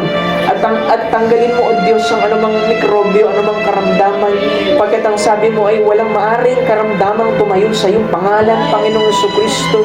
Kaya bilang mananampalataya, Panginoon, 10 ng iyong kawan sa dakong ito. Kami, Panginoon, ay humihiling na ikaw, Panginoon, ay kumilos at ganapin mo, Panginoon, ang iyong mga salita. Nang sabi mo, Lord, na sa iyong mga latay ay pinagaling mo na kami, Panginoon. Kaya tinataas namin, Lord, na aming kapatid, Sister Remy, Charles, Lord, na may mga ubod sipon. Ganon din ang iba pa rito, Panginoon. Dalangin ko, O Diyos, minsan mo pang patunayan, kahit sa maliit lamang tunog na karamdaman, but Lord, alam kong mas malaki ka, Panginoon, sa lahat ng ano pang karamdaman. Kaya Lord, ano pa man, Panginoon, ng mga pangangailangan ito, inilalapag namin sa iyong paanan at bayaan mo silang tanggapin na may pananampalataya ano man ang kanilang hinihiling. Lord, bigyan mo ng kapayapaan ang puso ng iyong mga anak, Lord, sa dakong ito. Alam mo ang nilalaman ng kanilang puso at isip. Payapain mo po sila. Bigyan mo ng kalakasan ng mga may kapaguran, Panginoon, sa kanilang katawan. At patuloy ka, Lord, na mag-comfort, Lord, sa mga puso na nalulumbay. At gayon din, tumawag ng kaluluwa, Panginoon, pabalik sa iyong kawan. Sa loob man, Panginoon, ng apat na sulok na ito at maging sa labas, Panginoon. Ikaw ang tunay na nakaalam, Panginoon, sa kung ano ang iyo at kung sino ang sa iyo, Panginoon. Kaya dalangin namin ang kalooban mo, O Diyos, ang siya pong mag-prevail. Muli, Lord, maraming salamat. Patuloy kang magbaba, Panginoon, ng iyong salita, Lord, sa amin. Tulungan mo kami. Palaguin mo kami, Lord. Hawiin mo, Panginoon, ang mga hindrances sa aming buhay. Tulungan mo ang bawat isa, Panginoon, na managumpay sa pamamagitan ng iyong Espiritu, Lord. At sila'y gabayan mo, pagkat ikaw, Lord, ang siyang aming tunay po na pastor. Maraming salamat, Lord. Puspusin mo kami, Lord, ng iyong Espiritu, ng iyong pag-ibig, ng iyong biyaya. Nang sa ganun, Panginoon, magawang makabalong ito, Panginoon, at magbunsod ng uhaw para sa iba. Magnining ka sa amin, ikaw ang matanghal, ikaw ang mapapurihan at madakila, pagkat ikaw ang siyang tunay na gumagawa ng lahat-lahat sa amin. Muli, Lord, maraming salamat. Ang lahat po ng kapurihan, ang lahat ng pagdakila, ay lagi namin ibabalik, Panginoon, sa iyo. Kasama, Panginoon, ang pasasalamat sa iyong dakilat matamis na pangalan namin, Panginoon Jesus. Amen and amen. Lord, salamat sa ating Panginoon. At tapos na po ang ating service. Paumanin po sa pagtatagal. At maaari na tayong magkamayan sa ating Panginoon habang